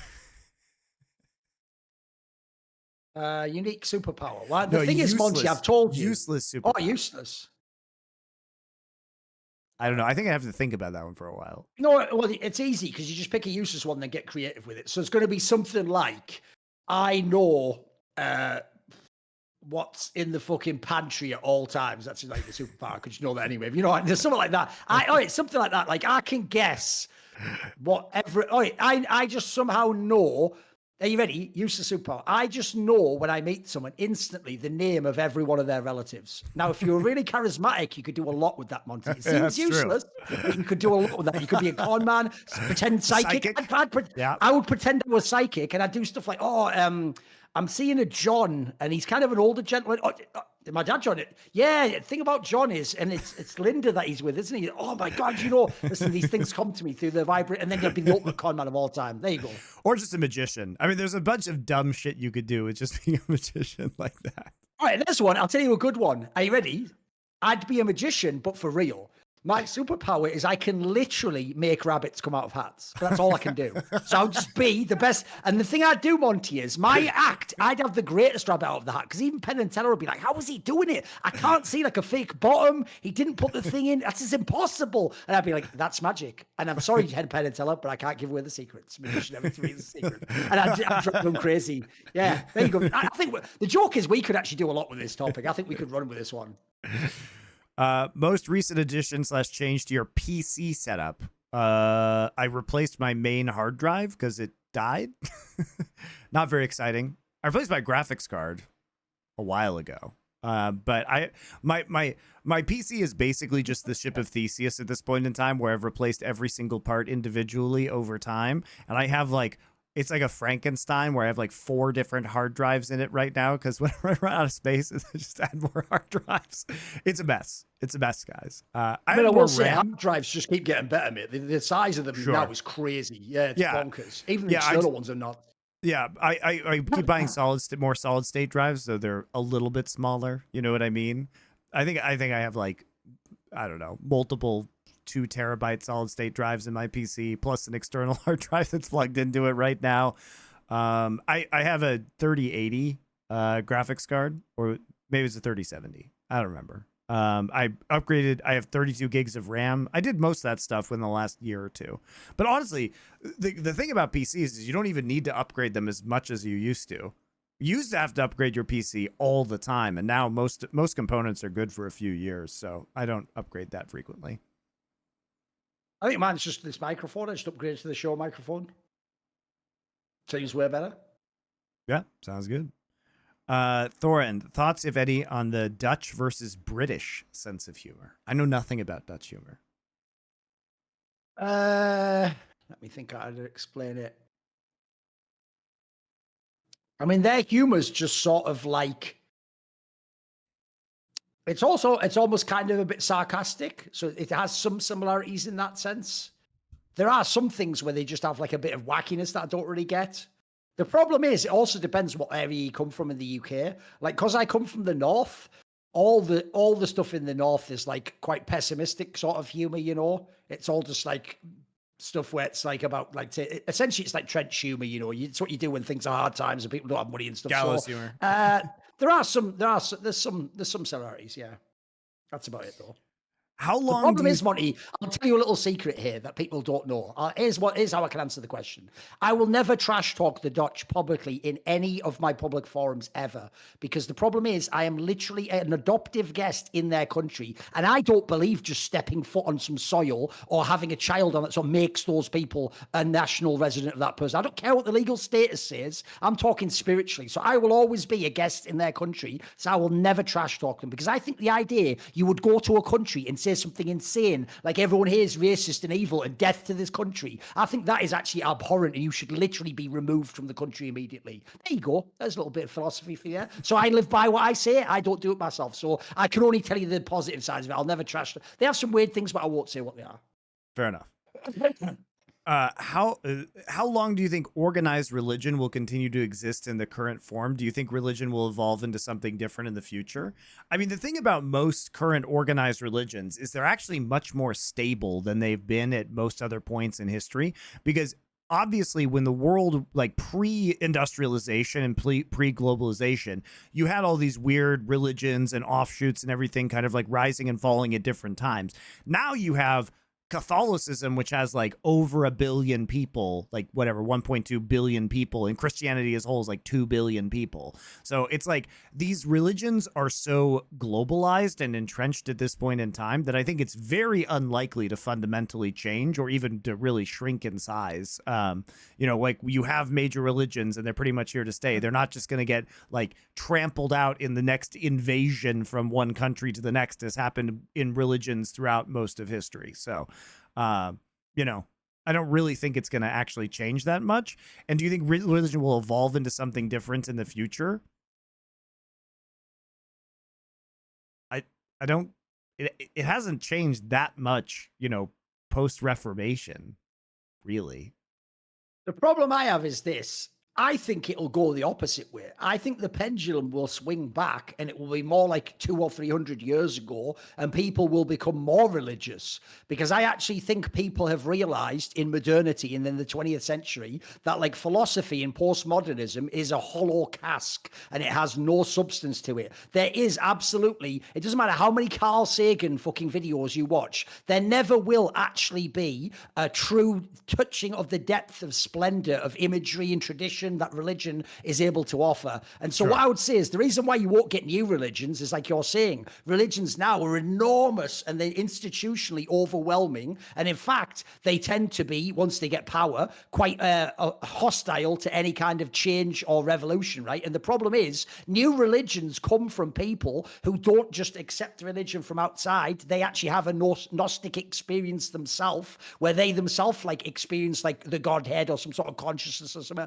So I would say if you want to get into that sort of topic, go look up some of the like great books on topics like that. Like there's one that's called like, I think it might even be called like the Gnostic God or something. It's called like Messages from the Alien God or something. It's like, it's about like the idea of the original people who were having these ideas themselves. They weren't just following a tradition. So to me, the difference you're talking about here is the difference between organized religion, which in my opinion is a set of rules and a set of social structure that allows you to live and be part of a system and feel like you have meaning. Or you can be a mystic, which is you yourself want to experience spirituality beyond things like you just go and take part in someone else's ritual. You want to actually directly feel like you interface with something bigger. I will say that is a path that almost no one can go down, because you tend to either become a revered figure or a lunatic. It's kind of, you're kind of playing with fire on that one. And also you have to try a lot harder than most other, like you have to go to certain extremes that almost nobody is going to go to in order to have those transcendent experiences. And you also have to most of the time seek out people who can help you have those experiences. And those people are difficult to find and not kind of loath to allow people, that kind of initiation. So, but in any case, like I do think it's interesting to think about the concept of religion, because I also just don't think that there are going to be a lot of like new religions forming.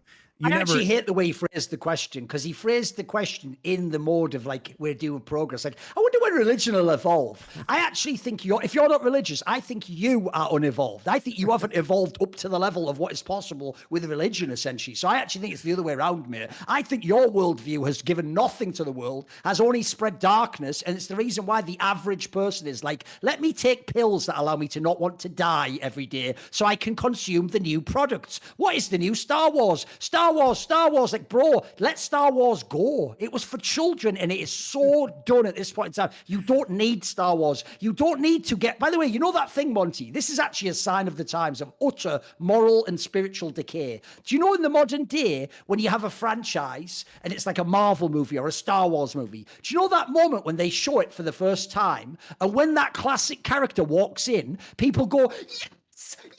That you are the fucking biggest losers of all time. That's supposed to be what you feel about the greatest moments of your family. You've made Chewbacca your uncle. You've made fucking Han Solo your father. You are a fucking loser. You need to get over it. Your philosophy goes nowhere. It's just more slop in the trough. You're never going to get to a beauty. By the way, even the best Star Wars thing ever done now never comes close to a great movie or a great TV series. The best it can be is it's not bad. Not bad isn't good enough for life. You're here to experience the transcendent, for fuck's sake. Well, I do think that celebrity worship has just replaced, in the absence of religion, that role, because you never are going to escape your fundamental psychological programming. And look, I say this as an atheist, but there is 0% chance that religion evolved independently in every human society on Earth and has no meaning and has no deeper power over you. Like, you may not like intellectually a lot of the religions that have arisen, but they do have insane wisdom affiliated with them. And if you are not engaging in some sort of religious experience, I would say you're not really alive. So the point is, you're always engaging in it. You just don't know. You're just doing it through politics or through sports or through fucking celebrities, like you say. And that is the difference. You know, when people do that thing like, yeah, but look at Yahweh and all these things. Yeah, you know what? You know what's worse than that? Worshipping like a presidential candidate, you fucking imbecile. Or like someone who goes, hey, look at my arm, I can throw it 10 meters further. That's who you worship. Jesus fucking, yeah, you know. Exactly. Yeah. So, I mean, the way that I've done this as somebody who doesn't believe in an external divine, but does believe in transcendent and divine experiences, is seek out a wide variety of religious texts and mythologies and engage with those and engage in ritual, right? Because I don't think that you can avoid that. As you're saying, Thorin, I think you just substitute it in many worse ways if you don't have this in your life. And those ways are very detrimental, because then you're worshiping actual other human beings, that's not where you want to be. That is definitely not where you want to be. The mistake people make in culture always is they the classic thing that people told you to do, and it's wrong. They tell you, separate the author from the art. What you got to do is don't look at who said it. Ask, is what they say correct? That's intellectual integrity. No, what you need to do is ask who said it, because that will also infer why they might have said it, Monty, or what agenda they had, or whether they even have good taste and good judgment. So when people tell you these things are nothing, and the God of the Bible's just an idiot, blah, blah, blah, and all this other person, I just say, who's saying that? Who's telling me that? And when it's some wonk who just wants me to buy the next slop, or some idiot who has their own childish worldview, why am I listening to that fuckhead? Like, I'll tell you a straight fire angle right now. You don't have to care anything about Christianity, but just go and look up things like, just even like the best quotes of Thomas Aquinas. By the way, this is someone from ages ago. There are straight fire quotes in there about life and how you think about things and what it means to be a good person. These guys cracked it hundreds and hundreds of years ago. One of the best things about life you actually discover is it's incredibly simple. The way you get lost is by looking for complex different answers, which usually are trying to get a free lunch, you notice. The actual reality of life is it's about engaging in the here and now and the reality of your family and what you're doing with that, and actually like getting off your phone so you can talk to your kid or fucking go for a walk with someone or enjoy a meal without being on your phone or waiting for is the game on yet? Has House of Dragons yet? That's what distracts you. That's the shite of your life. You think that's like the good part of your life. It isn't. That's the worst part. That's the fucking really fucking watered down heroin that just gives you the numbing sensation. Oh, I can just get through another day. Oh, put Taco Bell in my mouth while I just numb it. Oh, I remember he used to be with Chewbacca through you. It's shit. It's absolute shit. There's not a single great man in the world who engages in these things. I'm not joking. Like literally, have you ever noticed, Monty, if you ever find someone who's an amazing sports star, they tend to not give a fuck about anything like silly movies. And they're just like only into that. And then another thing, like, I'll tell you someone I actually find inspirational. Novak Djokovic. Not just because how he plays tennis, where he's mega, but in his life, he actually is mega connected to his Serbian identity. And he is heavily into like Orthodox Christianity. And it gives him like an interesting side where that's the reason why politically he made certain decisions the last few years. Because you know what, Monty? He was one of the few people who proved he actually was religious. When he thought something was spiritually and morally wrong, he wouldn't do it, no matter what the people of the day told him, because he didn't have a philosophy that was tied to being popular, being the person who's liked, doing the thing of following the crowd. Like, this is a guy who actually was trying to connect to higher ideals. I love people like that, mate. They're the ones that inspire me. And I don't get inspired to go, I should play tennis. It's like, it's the other shit. It's the way he approached his life that's inspirational. You know what I mean? Yeah, this is integrity. All right. I think we'll call it there. Thorin has another show. So we will see you guys next week for some more League of Legends playoffs. Till then.